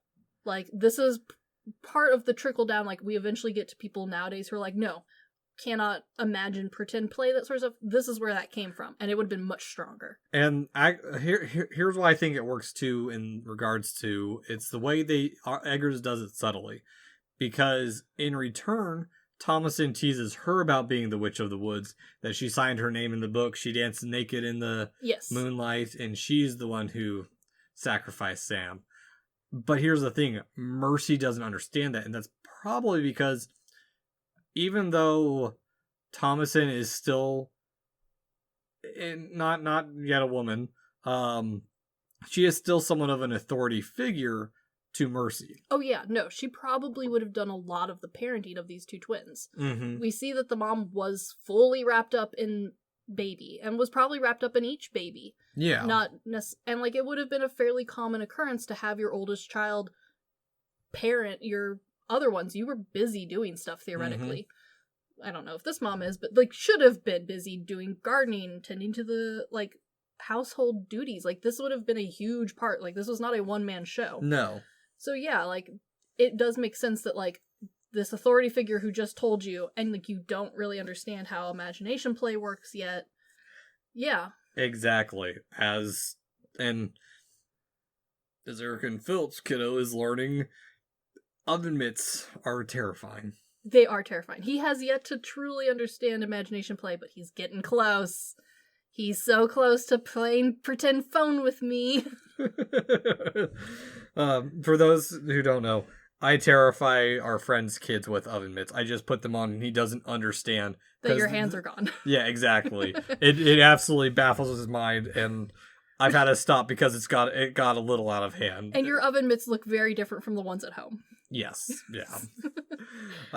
But anywho, speaking of family, at night the family prays at a dinner over a dinner of bread. Unleavened, sad-ass bread. Yep. Corn-based bread, as we learn. Yep, and there's a fear of God and hope for a better end. They're all praying things are going to get better, but immediately the mother is bugging Thomason about her missing cup, leading to even further turmoil in the family. I appreciate that the mom's first instinct is to be like, oldest daughter, where is my cup? Yes. Did you steal it?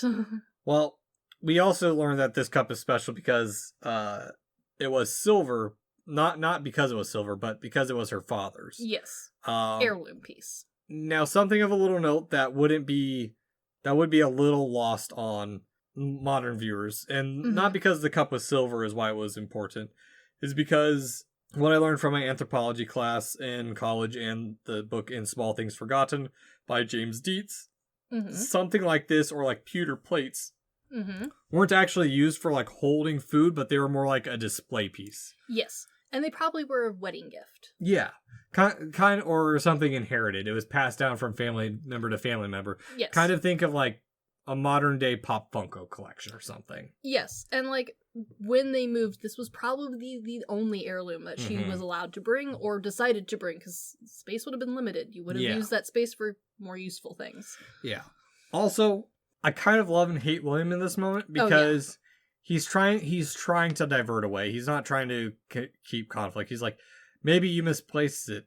And my immediately thought is like, how do you misplace something when you have absolutely nothing in your house?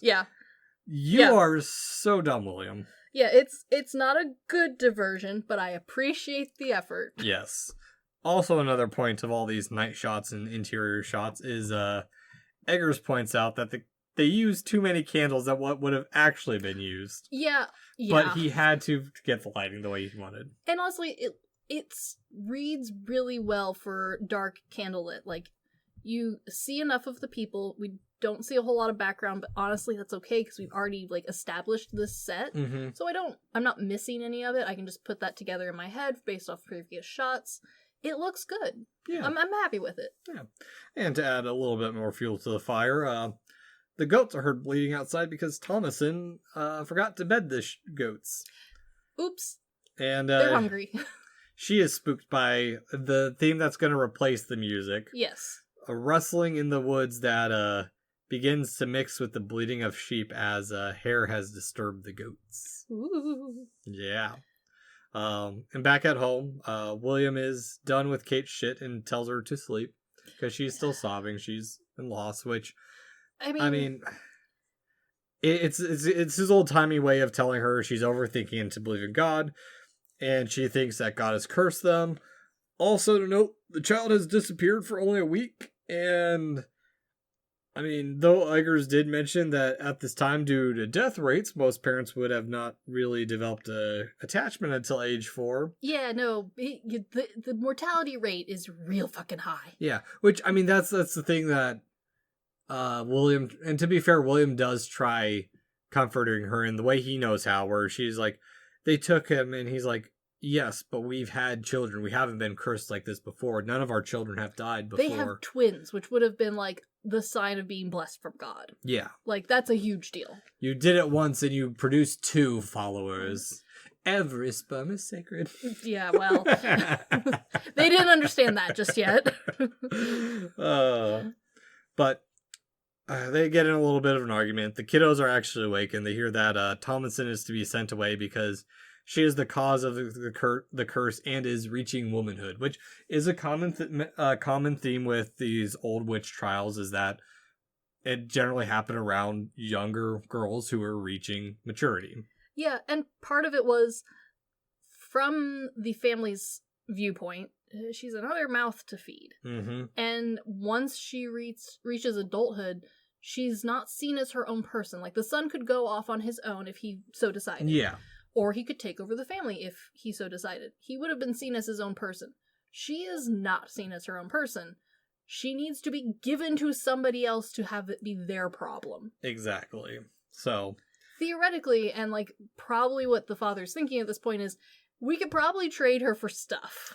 Trade her for stuff, and also it's a way to get rid of it's dealing with his wife's problem. Like, this is the simple solution. Yeah, and the way I like the writing of this too, because it kind of implies that, like, yeah, you know, she's not quite of age yet, but, like, what if we acted now? Like, we could just go ahead. We could just go ahead and do it. Like, they don't need to know how old she really is. We're close enough. It'll be a couple years, and she'll at least be able to do something for them in town. She's not helping us out here, basically. Exactly. Yeah. Which she's even admitted that she's not too good of a worker. Yeah, but it sounds like none of them are. No. Nobody knows what the fuck they're doing. No. Because right after this, in the morning, Caleb and Thomason venture out into the woods, where a hare has been caught.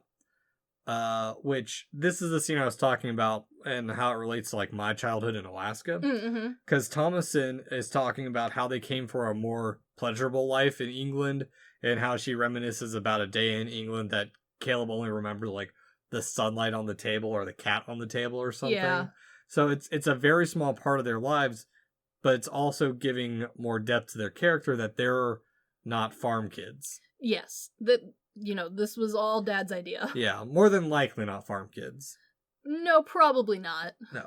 Well, it's also important to remember that at this time there was a law passed called the Law of Conformity, in which you had to go into church at the Church of England every single Sunday, and you couldn't practice at home, which is the whole reason the Puritans left England and why we had the Mayflower and blah, blah, blah. It's a long rabbit hole. It is. But another hare shows up and draws their dog Fowler away. Which... Fowler isn't... I like that the director acknowledges that Fowler is totally the wrong breed, not just for the time period, but also as, like, a hunting dog. Yes. They're like... But I kind of like... I know the director acknowledges, like, oh, well, we didn't get the right type of dog. I kind of wish, though, he had leaned into it and been like, no, they brought the wrong type of dog. Well, and that's the thing, is I think our interpretation is leaning heavily into they're doing everything wrong. But in his mind, they're doing everything that, and how the family's probably viewing it is they're doing everything right themselves. Yes. It's our modern understanding of, like, hey, you did X, Y, or Z wrong, because we're reviewing this movie from more of a historical context than anything. Well, and a lot of it too is this would have been the time period of, like, well, this is how it's always been, and it's worked in the past, so we're going to keep doing it that way. And you wouldn't necessarily have drastically changed, like, how you planted things or when you harvested or what you grew to accommodate for that. So, like, to them, they're probably thinking, like, we did do everything right. We planted squash like we should have. We planted beans like we should have. We planted corn like we were told to. Yep. And it's not growing. Yeah. That's not on us. We did the thing. As opposed to thinking, like, oh, the land I picked isn't the right spot, and then the crops that I'm trying to grow here aren't the right crops for this spot. In a cause and effect work of their life, does that not mean they're wrong? Yes, but again, this is part of the, like, brilliance of having it be this family and all, like, just them and not like a full community of people thinking this way, is that there's no one else to question who's wrong. Yeah. Like, they've always done it this way. You know, they've been told to do it this way by probably someone they consider their, like, superior. or they've read about it and like that was the sanctioned way to do the thing. Yeah. And if we do it right, God will bless it. Yeah, pretty much. Yeah. Or if we pray enough. Yes. There's also a lot of praying involved. Yes. They pray a lot. Yeah, which doesn't help them too much because we cut to the farm where everyone's shouting for Thomason and Caleb, and my favorite part is the twins are tied to a fence. With bells attached to yes. them. Yes. And they're still screaming, but they don't know what the hell they're doing. They don't, but this is like, I do appreciate, like, this is like the best way that they know to be like, no, you have to stay here. Yep. But Thomason shows up and Caleb is 100% lost. Yep. Which we find out that Caleb has found the witches hunt through the labyrinth. He's made it there. Yes, which thing I like about this scene, the lack of special effects and the music just speaks to the scene of bewitchment. Yes. Which 100%. Actually, now that I'm saying that, the only time when this music really shows up is whenever something like kind of bewitching's happening. Uh-huh. So when they were praising the land and that music was vamping up, they didn't choose this land. They were drawn to it. Yes, Yeah. They were bewitched. I like it. I like the theory. I like it too. By the way, there are no answers to this movie, in a good way. Yes, delightfully good way. But instead of an old crone that we saw the last time, it is a very beautiful woman portrayed by Sarah Stevens. A model, of course. Victoria's Secret model, who Eggers said took almost no direction to look creepy and seductive. Not if you know how to do all of the Victoria's Secret walks. Just put her in a witch's outfit and she's good to go. They're using a very nice push-up in this scene, too. Corset, too. Yes. It's a corset, that's what it is. This would have been a stays at the time period. Okay. I don't know the difference. Please explain. It's a very minor difference. Okay. And honestly, for what you're talking about, does the same thing. It is lady underwear of the time to hold everything in place. And enhance features. At the time period, no. Think of this more like a combo sports bra and normal bra. Okay, pre-Victorian. Yeah, we weren't really necessarily doing it for looks. We were doing it to hold the bits together. And also, like, it acted a lot as back support. So, like, you didn't necessarily, like, hurt yourself when you're picking shit up like these two obnoxious toddlers. Yeah. Yeah, so at the time period, they would have seen this as, like, base-ass underwear. Okay. But this child has never seen base-ass underwear, and we already know he's into boobs. Yes, very much much And a literal Victoria's Secret model is walking out in her undies to see him. I feel you, Caleb. Yeah, like, this is a very difficult thing to say no to. Oh, yeah. And also, like, the other thing that's interesting, too, because she really does, like, seduce him. Like, I think Edgar said it's like, he knew he wasn't supposed to, but he couldn't help himself. Yeah, yeah. And when she goes in to kiss him, the creepy old hand that comes out. I love this, too, because it's not even very, like, it is so clearly witchy hand. Without being over the top, like, cartoony. Yeah. It just feels like a proper old person hand. It's also a way to, well, also one, it wasn't special effects, it was an old person hand. Yes, but which helps. Yes, and it's also the way to show us that this is the same witch that we saw all wrinkly and... Yes, she has some ability to turn herself young again. Yes. I love it. It's a great way to add, like, what the witches can do without, like, spelling it out for the audience. This is just Hocus Pocus without the potion. Yeah. Yeah. I'll have all the lives of the children of this one household. Well, and, like, the director explained it, and, like, it makes sense via the lore, and especially for Puritan ideas. Like, the baby would have been important because he wasn't old enough to be baptized yet. Yes. So that would have been hot real estate. The second one is also a child. Like, the daughter would have been too old for the witch to, like, be interested in. We can also assume that this poor child is still a virgin. Yeah. We have pretty good context clues. Pretty good context that all of them are, minus the mom and dad. Yeah, they're the only two. Thankfully, only the mom and dad in this movie. Yeah, because we get a little hinty, and no thank you. Yeah. But, again, it all just leads into, like, the witch is specifically picking off the ones that she wants. And she's starting with the most valuable, the infant, and then going on to the second most useful, this boy. Yes. Well, actually, I think it'd be in the reverse order, because the twins would be more You would think, but also, like, there's two of them and they're obnoxious brats. This one seems much easier to catch. I mean, the only one we've seen alone like that is Mercy, who came out of nowhere with a stick. True. We'll see. Which isn't trying too hard, I'll say. No, she definitely wants the, like, she took the highest prize, and then she took the easiest prize. Yes. The one that just walked right to her house. Yeah, the one that would have been actually interested in her. Yes. Yeah. But at night, shit's getting worse. This is where Thomason returns.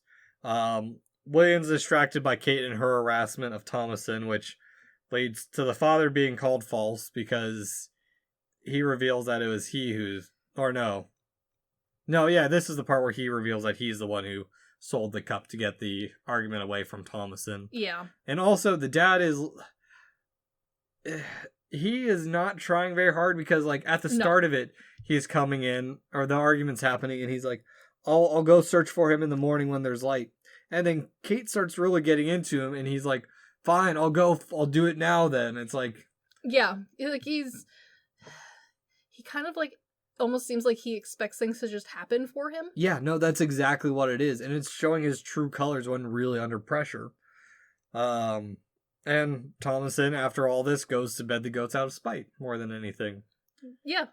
Yeah, which, while taking care of the goats, we hear rustling, and a naked Caleb outside is seen, or found. And boy. He's not doing well. No, he looks terrible. No. And in the morning, when everyone's waking up, the twins taunt Thomason while Kate looks over Caleb. Gets to be called a witch, and that she's been speaking with Black Phillip. Which...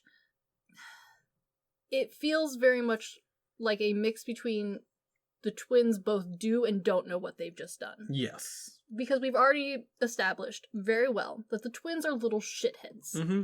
And so, like, this feels very much like they know this will cause a big reaction, but they don't understand what they're doing. Exactly. And I mean, that's the same thing we saw with the Salem witch trials, is the twins are very much like the kids in that. Yeah. But in regards to that, they've, I mean, Mercy's obviously been scared by Thomason's threatening to... And it also feels very much like the twins, like, aren't the center of attention anymore. Nope. They weren't with the baby, so they were throwing fits. They aren't again because, you know, he's back, he's injured, mom's full attention is on the son. Mm-hmm. And they don't want to be under what they see as the unfun parenting, like, thumb of the oldest sister. No, not at all. And I mean, they're kids. They're making stuff up in their mind. It's their play. Oh yeah. But this is the part where Thomason's milking one of the goats, and its tits are bleeding. Again, would have been seen as a bad sign. Mm-hmm. With beautiful modern vision, we know that this poor goat probably has a problem. Yeah, but we also get like a kind of cool shot of Black Phillip and the twins just looking at her like, what? Yes, and from a folklore standpoint, this would have been seen as a sign that the witch was coming to their house and drinking from their goats. Yep. And, like, tainting their crops and their, like, livestock. Been doing it from the get-go. Which, to them, would have been the sign of, like, see, I didn't do it wrong. Mm-hmm. And this is also the scene where Kate mentions that previously someone in the village had been tormented by Indian magic. So it's not that witchcraft is something foreign to them, it's... No. They're trying to figure out what's happening, because this is where the mother begins to suspect witchcraft, which... Takes her long enough, but okay. Yeah, which finally William decides he's going to go into the city right then and there to take care of the family, which Catherine also doesn't want him to go. She's being completely unreasonable. No, but also, like, she has reached a point of, like, hysteria, which is kind of reasonable. She's lost the baby. She thought she lost 2 other children. One came back, and it wasn't the one she wanted. No. And then the one that she did want came back incredibly hurt and injured. Everything's going to shit, and she just kind of learned that her husband's an ass. Well, and here's the part where you also... Catherine really shows her character real quick. Yes. Because this is the part where she says she's sorry she's been a shrew and that she's been in a loveless marriage. And this is the scene where, like... She admits, like, she's a nun behind convent walls, that she has the hots for Jesus. Yes. Which, can you imagine your partner admitting that they had such a good sex dream that you could never live up to it? and that it wasn't just a dream, but it was like with one of your religious deities. Yeah, this does very much feel like okay, wish you would have said something sooner before we got on the boat. There's places for people like you. Exactly. There is entire buildings full of other people like you. Not this time. They would have been, Not in America. No, not even there. They'd be They would have had to go down probably to, like, France or Italy to find, would have been Puritan, but, like, she would have found other people who are just as zealous as she is. It would have been hospitals. There would have been a lot of that, too. Yeah. Yeah. Not But a lot not of in the fun. wilderness of America. No, God, She's no. in the wrong place. Well, can't find help with your love for Jesus out there. Nope. Not that kind. Yep. Which, the kiddos are obviously being obnoxious at this point because they don't know what's going on. They are just throwing children tantrums. And Caleb begins to freak out, being pinched by unforeseen forces, and ultimately spits up an apple. Which, it's an interesting apple. I like the detail of this apple. We would now call this a crab apple. Yeah. It is an apple. You can eat them. They would have been bitter and sour as hell. They still are. You can cook with them, you can eat with them, but they never are like the sweet, delicious apples we know today. They're more of like a baking like sweet pickling apple. Yeah. Jam. Yeah, kind of. you would have made jam with them. Specifically, you would have used them in other jams because they would have contained a lot of pectin, especially in the skin. Yes. And then like, you would have made pies, but it wouldn't have been like an all apple pie. It would have been like apple and pork, and you would have been like focusing on the pork. Yeah, which, I mean, the twins immediately blame Thomason as the witch. Because they are just, at this point, throwing full-on tantrums. Yeah. And the dad's done with everything. He's trying to force Thomason to tell the truth. The twins to tell the truth, but the twins are pretending like they can't do stuff. Yeah. And also, clearly the way the father has, like, not been part of parenting up until this point has been just, like, corporal punishment and called it a day. Yeah. And it's not working anymore because everyone's losing their shit. Yeah. Well, because, I mean, they're all trying to pray. The twins are freaking out, saying they can't because Thomason's bewitched them. Thomason's like, I did not. They're kids. They're fine. Yeah. The mom's freaking out because Caleb's still twitching in the background. Yeah, Caleb needs immediate medical attention, and no one seems to be doing anything about the fact that this child, he didn't, like, have an apple in his mouth. He, like, puked up an apple out of his lungs and is bleeding from the mouth. Mm-hmm. Well, I mean, they don't have any other options. William already tried going, and Kate stopped him with her wanting to bang Jesus talk. This is true. And also this goes on as, like, the next, like, the final straw to prove that this family wasn't ready to be out here is they have no, like, nothing. They have no idea of, like, any ideas of how to help. And, like, granted, this is a rare and, like, unique situation. Most kids don't hawk up apples. But, like, no one has attempted to do anything other than be like, there, sweetie. Don't die. Yeah. Pat, pat. Like, nothing. No cold cloths. No, like, here, shot of brandy. I don't know. Bleed him. I doubt they'd be drinking. Brandy was for this is true, but it would have been seen as a medicine. Ah. And if for medicine purposes, it's okay.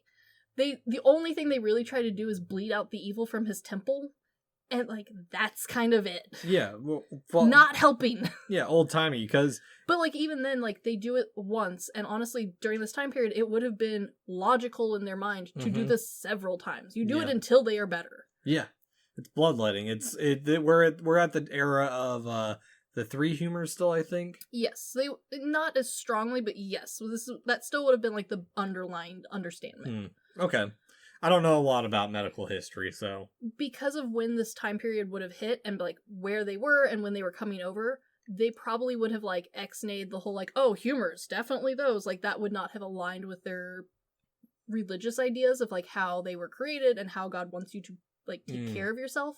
But there was basic-ass, like, attempts at medicine that they should have had with them. Soon to be cocaine. Soon to be cocaine. Actually, no, cocaine might have already been part of the English version, but they left already. We're 10 years into America. That's true. We haven't gone to South America yet. That's very true. We would still be very much in the brandy cures all. Or I don't think we have yet. Or if we have, it's been very minimal. It wouldn't have made it to them at all. No.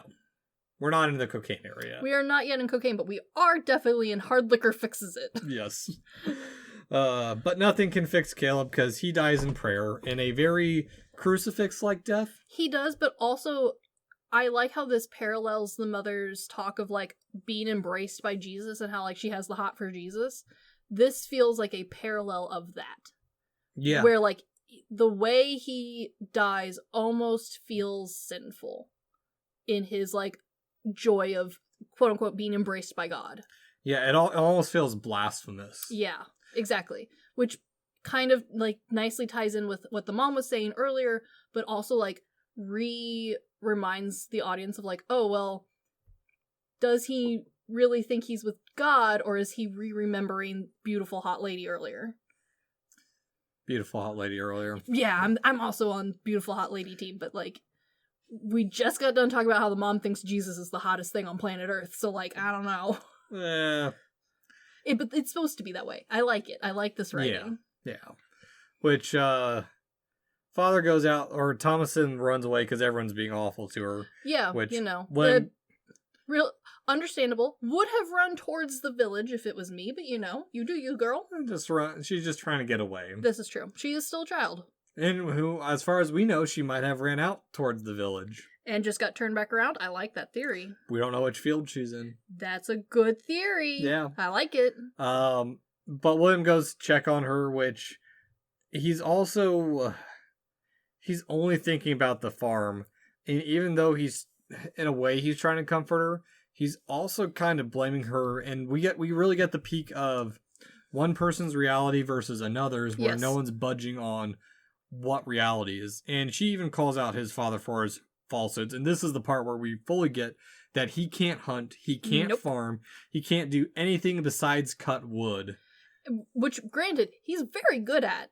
And that would have been the number, like, a giant problem. And is still talked about, like, if you're going to be off-grid, like, that's the number one thing, is, like, how are you going to heat your home in winter? Mm-hmm. So, like, good on him for at least having that skill. But yeah, you do need to eat. Yeah. That's like, priority number one. Yeah. Which, I mean, her mouthing off to him is further proof of witchiness being, or some type of witchcraft being take place. Because not only should women not do this, but also, like, child women do not speak like this to their father figures. No. Only devils do that. Exactly. And his only solution is to lock them up with Black Phillip until the next morning. Normally I would say odd choice, but also this is literally the only other building, and they live in a one-room house with a loft. So, like, I get it. There's nowhere else to put her. Take away the stairs. You don't want to sleep with demons in. You don't want to sleep with demons in your attic. You want to put those outside. True. Yeah, I do like though that he puts the toddlers in there too, because at this point he's just done. Yeah, he's given up. Well, and I think this scene's really important too because it really shows how much of a child Thomason and the twins really are. Oh yeah, because she asked them, "Can Black Phillip really speak to them?"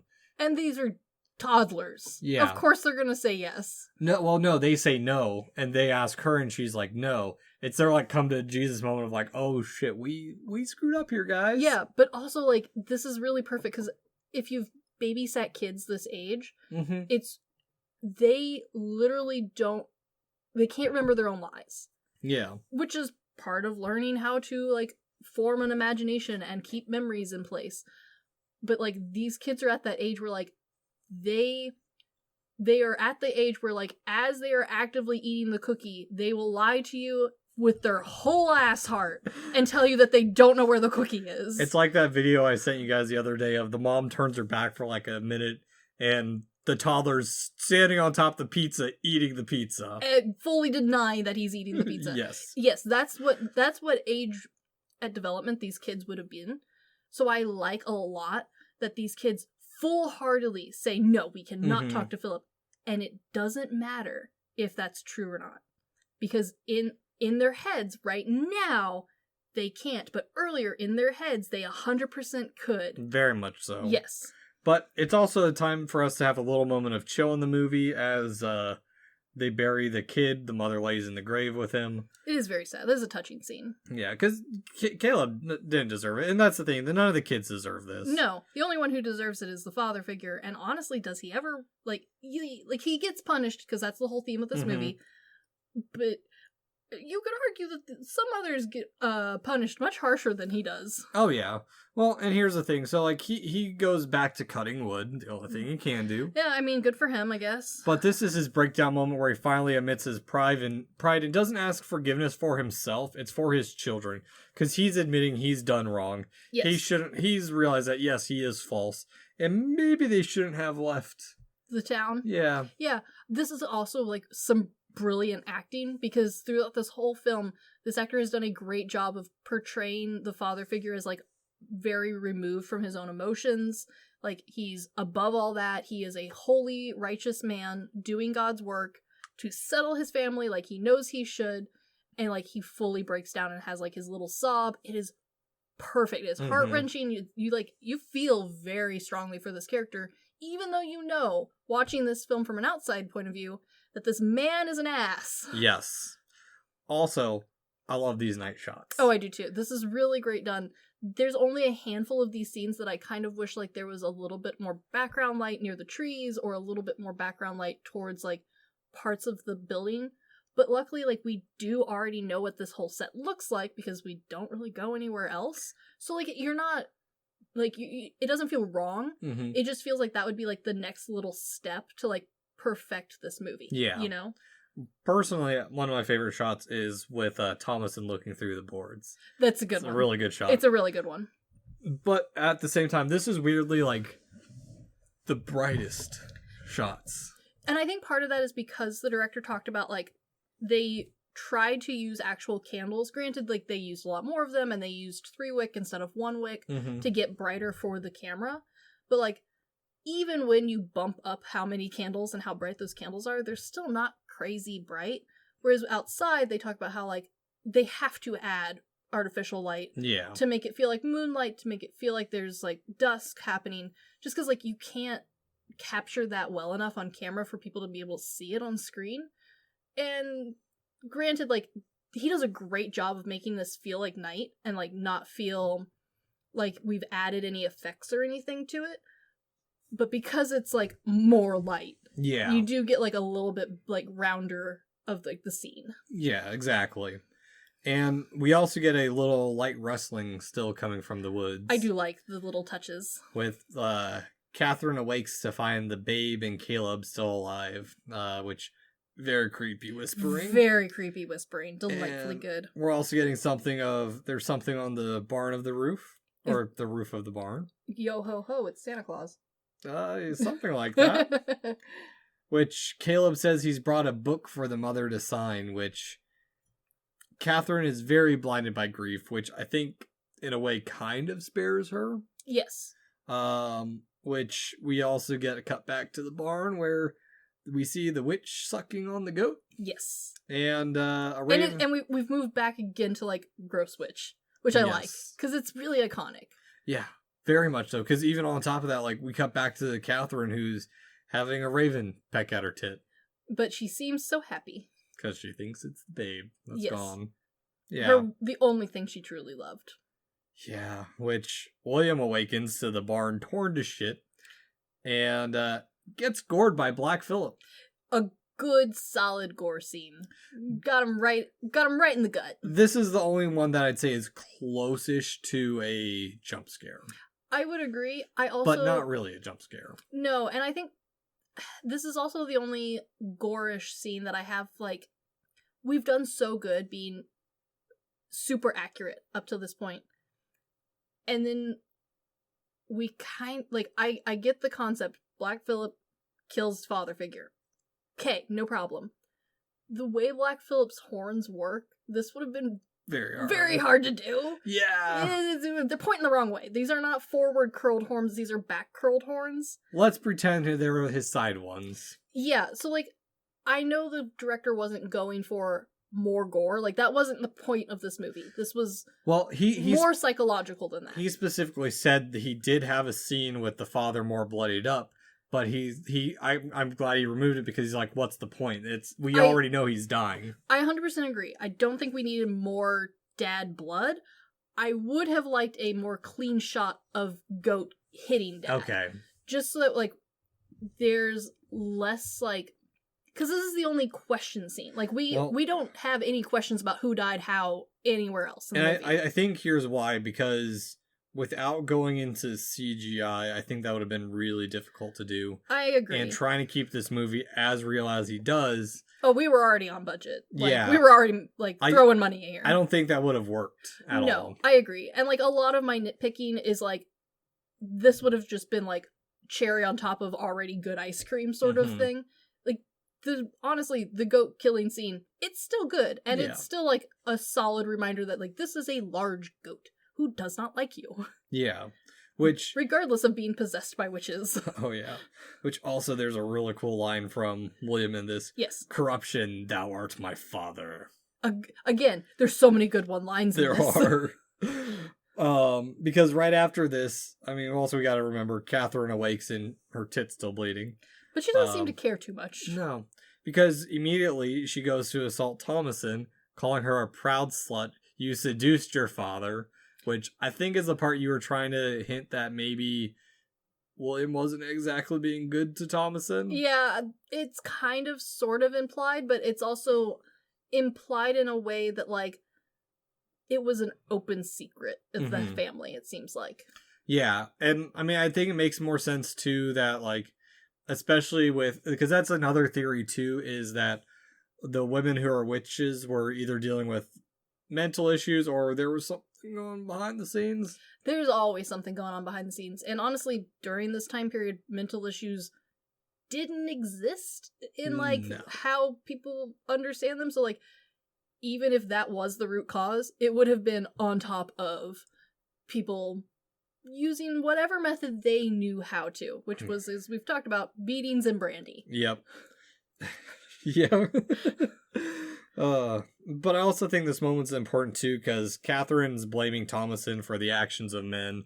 Yes, and, like, none of them are truly focusing on what the actual problem is all of them have done something wrong in this, and the father is leading them wrong, and yet he never actually, like, receives proper blame, except from Thomason. Yep. And survival of self prevails. Thomason kills her mother, which her death is probably the most brutal one in this movie, to be honest. It is, but it's also done in such a it's done in such a smart filming way that you don't feel like it is brutal or gory. Yeah. Because it feels like it feels so solidly like self-defense. Yeah, and part of what works with it too is just the composition of, we have that little brief pause after she kills her and her dead body on top of Thomason. Yes. And it's just like, you can in a way you can feel the weight of the situation, of, like, yes, the emotional weight, but also, like, the physical weight of everything. And on top of that, this is where, like, her acting as Thomason really shines, because she has a long enough pause that both the character and the audience have time to both, like, slightly panic and wonder, what do I do? Yes. And, like, that amount of, like, calm but panic really helps solidify this as, like, okay, everyone's dead. Yeah. There's no, like, running off hysterics. Well, because on top of that, like, she has nowhere to run now. Nope. But she also, once she gets up, we have this very silent moment of her getting up, putting something over, a cowl over her head, I think is what it was called. Yeah. It's like a hat. Yeah. Kind of hat hood thing. Yeah. And in this moment, when she sits down, she changes from a young, youthful girl to an old house marm. Yes. Which she's always been, but she didn't get a chance to be. Yeah. If that makes sense. What she should have been becoming. Yeah. Yeah. And also, like, this is the moment where she realizes that, like, all of the duties and responsibilities she's been holding this whole time, she no longer has to deal with. And night comes, and Thomason is drawn out to the barn where Black Phillip is waiting, which she's finally giving in with, I love this build-up, because we finally do hear Black Phillip speak of, "Doth thou understand my English tongue?" Which, can you imagine being a demon and having to keep up with all the languages and the slangs of the day? That is one of my favorite tropes in writing, is, like, the demon or vampire who's like, "God damn it, you humans go so fast, I never can remember what you talk like." Yeah. Where are the subtitles? Yeah. Anime promised me subtitles. Have you invented slang yet? Where are we? Which I love this bit too because This is my favorite scene of the whole movie. Yeah, it has some of the best kind of quick dialogue because he's offering her worldly desires like butter and then ends it with, "Wouldst thou like to live deliciously?" Yeah, he offers her to see the world even. Yes. Which, like, she was probably what she was originally told, like, oh, honey, we're going out to see the new world. This is so exciting. Yeah. Which, okay. And then the new world turned out to be shit. This is the one part, I get what you said at the beginning of his transformation, because there's that one little... There's a single shot. A single shot of a black hand reaching over her shoulder. Okay, so this is, for me, this is by far my favorite scene, which is saying something, because the very last scene of this movie is, like, a very close second. Oh, yeah. But this is my favorite scene, but this is also the one scene where I feel the strongest that I wish there was a tiny bit more light. Because the director talks about how the person they got to play Black Phillip / the devil was one of the most handsome men that he'd ever cast.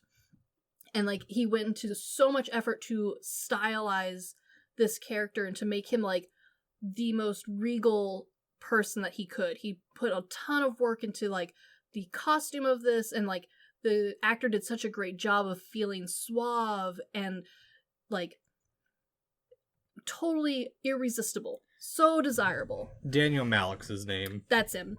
And, like, you can kind of see it. Part of it is I have my brightness on my TV absolutely cranked up because I'm playing Twilight Princess on the Wii. And you have to crank that shit to be able to see anything. Yeah. So I do have my brightness set maybe a wee bit high. But even with my brightness cranked up, it's really hard to see the scene, which is a little tiny bit disappointing because with the brightness cranked, you can see that there is a half a second shot where the hoof of the goat transforms into the boot of Black Phillip. See, I'm glad I don't see that because it makes it creepier. Instead of, like, seeing that little transformation, you just see the hand. It's like, shit. I will say, though, that the way they do the transformation pairs so perfectly with the hand, with the face in the background, because theoretically you can see him the whole shot, but the lighting only really hits her. Okay. It doesn't go back quite far enough to, like, properly light him up, which is, I get it and I think it turned out well. I do wish just a little bit we could have, like, had maybe a slightly different shot or angle of this character, because, like, the outfit's really cool. It's very Spaniard. It's very, like, he's got a amazing... Suave. It is incredibly suave. Like, Three Musketeer to the next level suave. I'm cool without it. I totally agree. Like, it works without it, but now that I know that it's there, it's so tantalizing. I kind of want to look it up, but I don't at the same time. I understand. But yes, this is by far my favorite scene because, like, this is for me, the perfect illustration of the devil for this time period. Spaniard. Well, not just a Spaniard, but, like, someone... dressed frilly, much fancier than everyone else around them. Yes, and, like, because this is such a basic, like, witch story, like, it is so pulled back to, like, its bare bones, right? Like, it's as far back folklore as we can go for the Americas. Yeah. This feels like the appropriate devil to go with it. This feels like the sort of person that these witches would sell their souls for. Like, he feels crafty. He feels like this is the sort of bad guy I can totally imagine crafting this whole thing just for fun. He did this to this family for fun. Yeah, he was seeing who would actually agree to be it. Yes, and, like, it adds to that level of curiosity you have later where, like, he offered the mom to sign the book, but she was too distraught to know what was going on. Yeah. And so he's found someone who will. Like, and it adds to the whole mystery of, like, did he do all of this just to get her to sign the book? Yes. Or did he do all of this for fun and ended up with her just as, like, sidekicks? I think it's a combination of he saw potential and it was just someone who came along. Like we said at the beginning, wrong place, wrong time. Yes. Yeah. Yeah. Which, also of note, Black Phillip's entire dialogue was pulled from historic texts, which test audience... thought that these questions at the end were random and thought they should have been more thematic.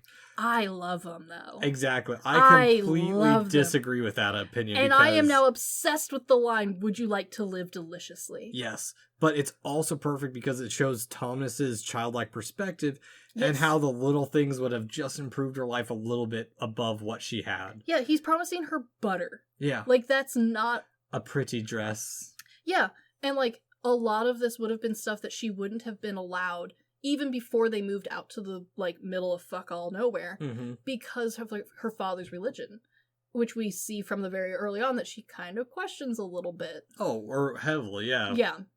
Yeah, because right after this, off to the woods they go with naked into the woods, might I add you. I love how as this scene is shot of her pale skin going off into the woods, it almost looks like she's floating up, like walking up steps into the woods. This is immaculately shot. I love it. Very beautifully shot. Because we see the coven, and Black Phillip's there too. As a goat. Yes. Which I like that they flip back and forth between, like, the old hag versus young beautiful hag. We flip between goat, Black Phillip, and devil, human Black Phillip. Like, this is a great back and forthness. Yes. Which we get the actual conclusion to the movie of them contorting into the air, which Eggers didn't know how he wanted to make the witches move until he found a Japanese style of dance called Buto and he employed Denise Fujiwara and her dance troupe to do this last bit. I like how when he talks about talking to them about it, how excited they were. They're like, "We get to be naked and pretend to be witches? Oh, fuck yeah." Yeah. Well, okay. So, because I am sure most of our listeners out there, like myself, didn't know what the hell Buto was. Yes. A quick summary, it's a post-World War II dance theater style that uses low and grotesque movements, and it was a counter to the rigid traditional Japanese dance styles. Kind of think of a slower version of how the nurses in the Acid Dude in Silent Hill moved. Yeah, it's that kind of jerky, like, weird, and oftentimes it's done in white paint. Most of the videos I found on YouTube was naked women. Which makes or sense. Or just wearing underwear because it's YouTube. Yes, of course. Heaven forbid we see undie bits. But the titties were out. Of course, because that's fine. Yeah. There's a lot of titties and ass in this final scene, but it's all done in, like, those... It very much reminds me of those old paintings of witches. Mm-hmm. Like, there's one in particular where it's, like, the witches dancing around a bonfire. This feels like a live version of that. Like, none of these women are, oh my god, this is the Victoria's Secret. Like, these all feel like just normal-ass women. Yep. And the way they just kind of, like, float into the air is so good. Oh, it's such a cool moment. So good. Because we think, oh, they're just dancing, and then they start floating off. And the way that all of them... And even as Thomason, finally floats off too, it all feels like a hallucination. Yes. But it's not, because we watched them do it from a third-person view. Yes. And I love it. I love the, the question that leaves you there at the end. Oh, it's a great moment. Because that's the other thing too, and kind of like to counter the folky bit or the magic bit that we just saw. We have a little line stating that the film was inspired by many folk tales, fairy tales, and written accounts of historical witchcraft, including journals, diaries, and court records.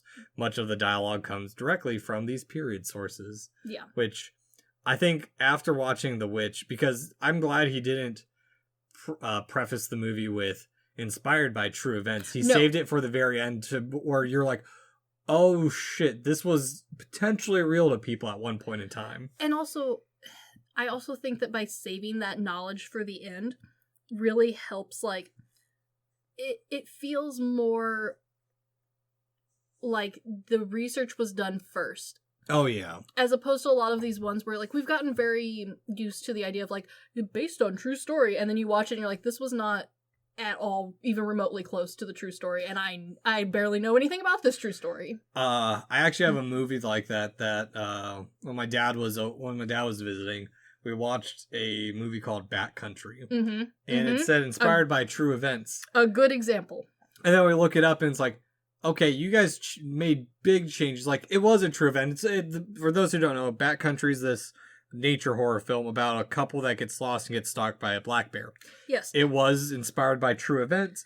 They flipped the genders of who died and who lived to make it more sympathetic for a film viewing experience. And also they, like, greatly exaggerated some of the parts to make it more movie-friendly. Yeah. Which, I mean, you have to do, but I think that doing this sort of, like, quote-unquote, based on true events feels more like a proper, scary folk story to me, because there is no way to prove any of it. No, exactly.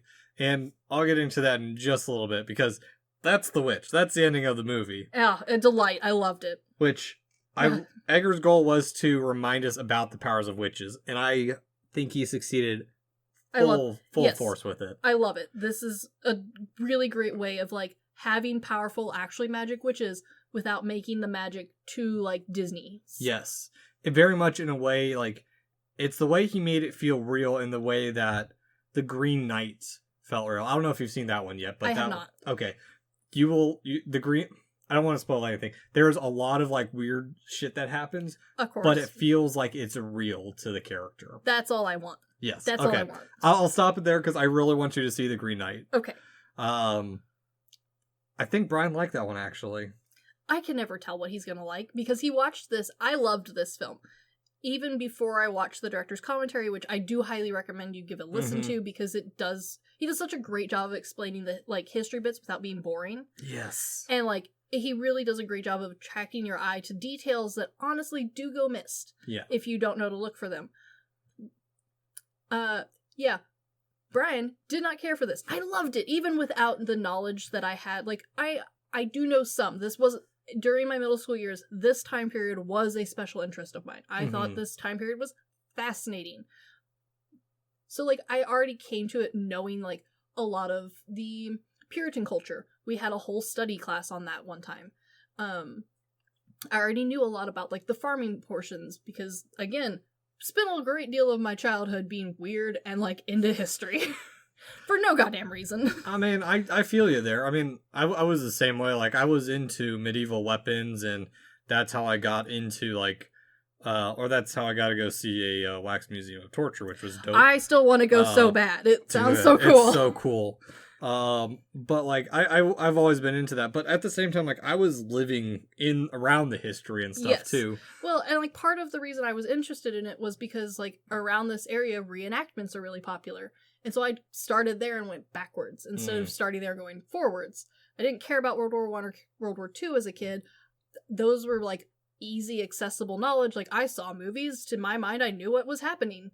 So I went the other direction, into the mystery, into the unknown. Yeah, and I think mine, partly because, especially, like, in Germany, and, I mean, Italy to an extent, too. I mean, we were in the woods hiking, we stumbled upon some abandoned house from who knows when. Oh yeah, it's great. But, like, there's parts where you're like, okay, here's a castle. Oh wait, the war was here too. That's why part of this is blown out, is a missile hit it or some shit. Exactly. There's a lot of overlap there.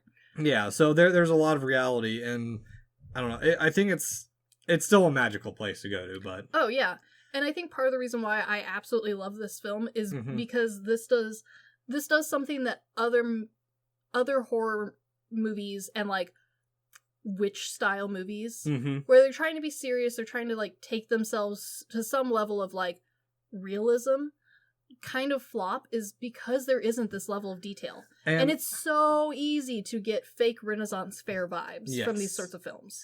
Well, and part of it too is, looking at you, Red Riding Hood, that very gritty, dumb one. I love it, but yeah, it's terrible. But I think part of it too is Eggers went for a specific goal without the intention of, he wanted to create an archetypal story, but he didn't intend for it to be feminist. In the same way, like, George Romero made Night of the Living Dead without it pretending to be, or wanting it to be, a social commentary.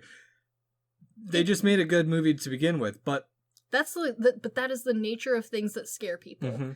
Is eventually, if you do it well enough, it will say something about people. Yeah.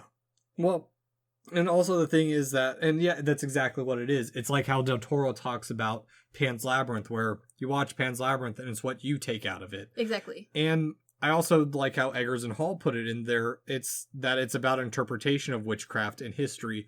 And how I do love that they bring up that we interpreted the sexism of modern times, and that's how we a lot of times view the witchcraft of the time, when it comes from a completely different era where they didn't persecute these women because they were women. They persecuted them because they fully thought that they were witches. Yes. And it's how a lot of times we look at like these eras of like, oh, the quote unquote patriarchy. Well, I had to talk with my cousin about this a little bit. Not about sexism or anything. But trying to create this world in our modern context. We're putting our modern themes on a world that was survival. Because my cousin had a cool idea. Shout out Riley. He had this idea that he wanted to see a medieval apocalyptic movie or a post-apocalyptic movie, which sounds cool initially. But isn't that just the medieval times? Exactly, because that is the hardest thing. And he didn't want to go fantasy, like he didn't want dragons or anything to ruin that world. But there's a reason why they're called the Dark Ages. Exactly. And that's the big thing is like the post-apocalyptic starts because we have these technologies, we have these comforts. And also our idea of post-apocalyptic has like become more severe as apocalypse happen. Yes, exactly. So, I mean, it's very much so a great movie because it does fit with modern themes and... But without actually, like, attempting to be those. Like, exactly. It just happens to align. Yeah, and for my interpretation, it's just people finding a way out who are sick of their lot in life, and it just is unfortunate that things happen. Yes, I also love this movie because the magic in it is so subtle. Mm-hmm. And not subtle in the normal way of subtle, but, like, legitimately, that's not the horror of this film. No, it's literally the devil. That is the horror, and that's what those people would have been scared of. And they does such a great job of bringing you into that mindset. Yeah, and especially with Thomasin giving in to the devil at the end because she has nothing else to go back to because she can't go back. And that's the thing. I think part of the reason she gives in is because she can't go back to the city. No, Whatever. It's an offer too good. Like, she would be a fool to go over this offer. But no, like, she can't go back because how does she explain that her entire family is dead? Yeah. Exactly. Yeah. And she would have been tried as a witch again. So oh, yeah, for sure. This is her only option to do anything. Oh, yeah. And it is a damn good option because she now gets to fly. And for a movie that's just a little over an hour and a half, it is a pretty dense movie. It is, surprisingly. Yeah. Which... the pacing of this movie is surprisingly good because on paper it sounds a little dry. There's a lot of old-timey speak. The dialogue is pretty straightforward. The plot's straightforward even. Like, there's a very clear A, B, C, D of events without, like, mystery thrown in there. There's not, like, a kink in the rich anywhere. Like, they tell you from the get-go, there are witches and there's devils. And it's up to you to, like, come with the characters to discover, like, oh no, there really is. They're here, they're coming. Like, it's not just the paranoia of my father's religion that, like, he made up. Yeah, exactly. Yeah, so surprisingly, pacing works really well. I'm very happy with it. Oh yeah, no, this is definitely a strong work. Now, granted, I still love this movie. I don't have the same impression of when I first saw it, but that was also because it was so fresh. Sure. And I hadn't really dived into folk horror, as I'll say. Sure.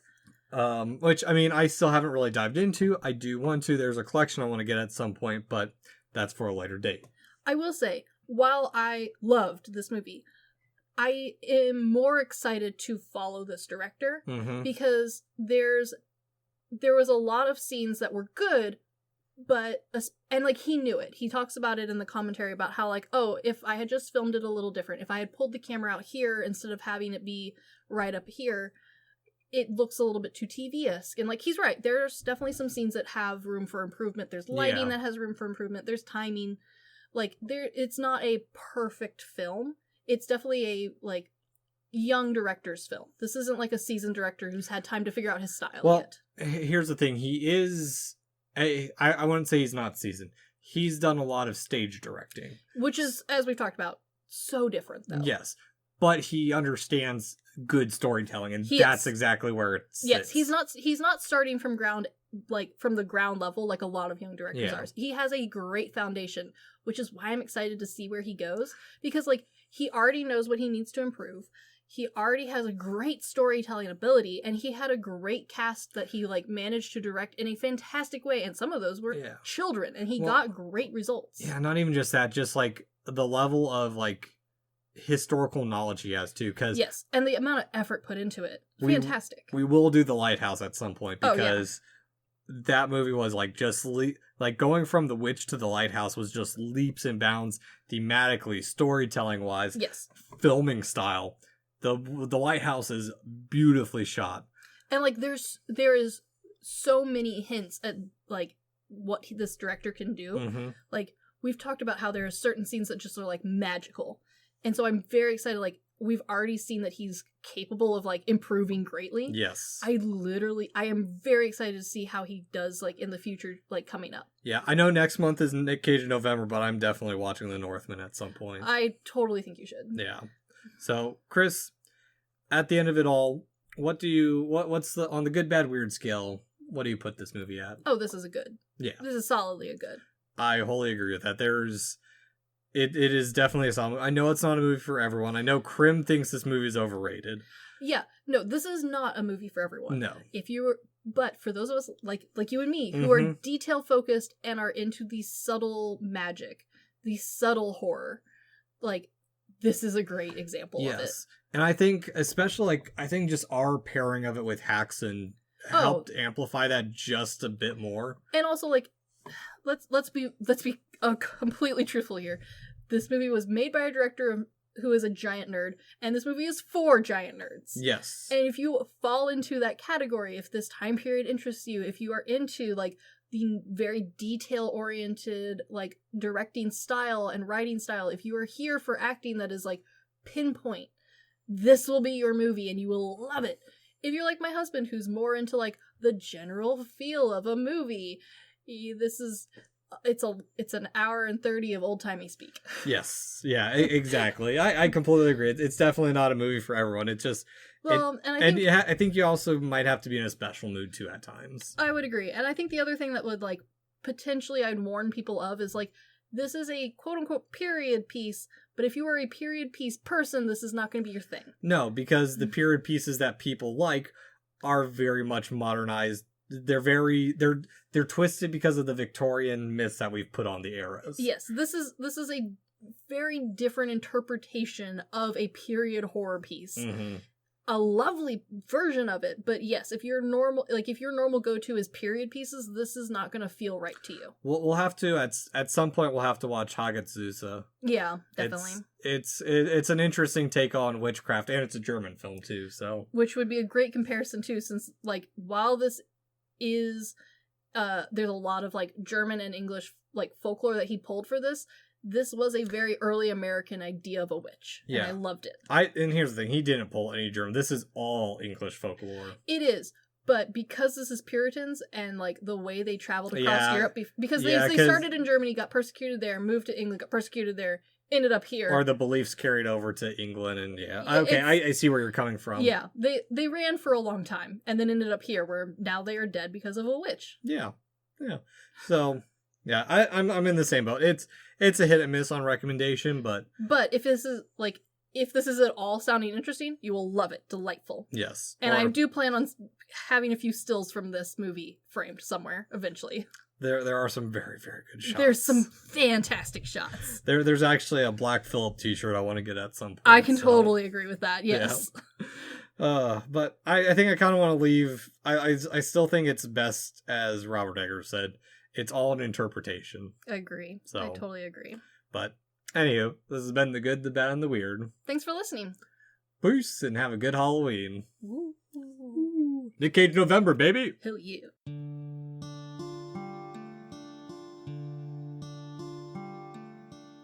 Thank you for stopping by this here town of The Good, the Bad, and the Weird.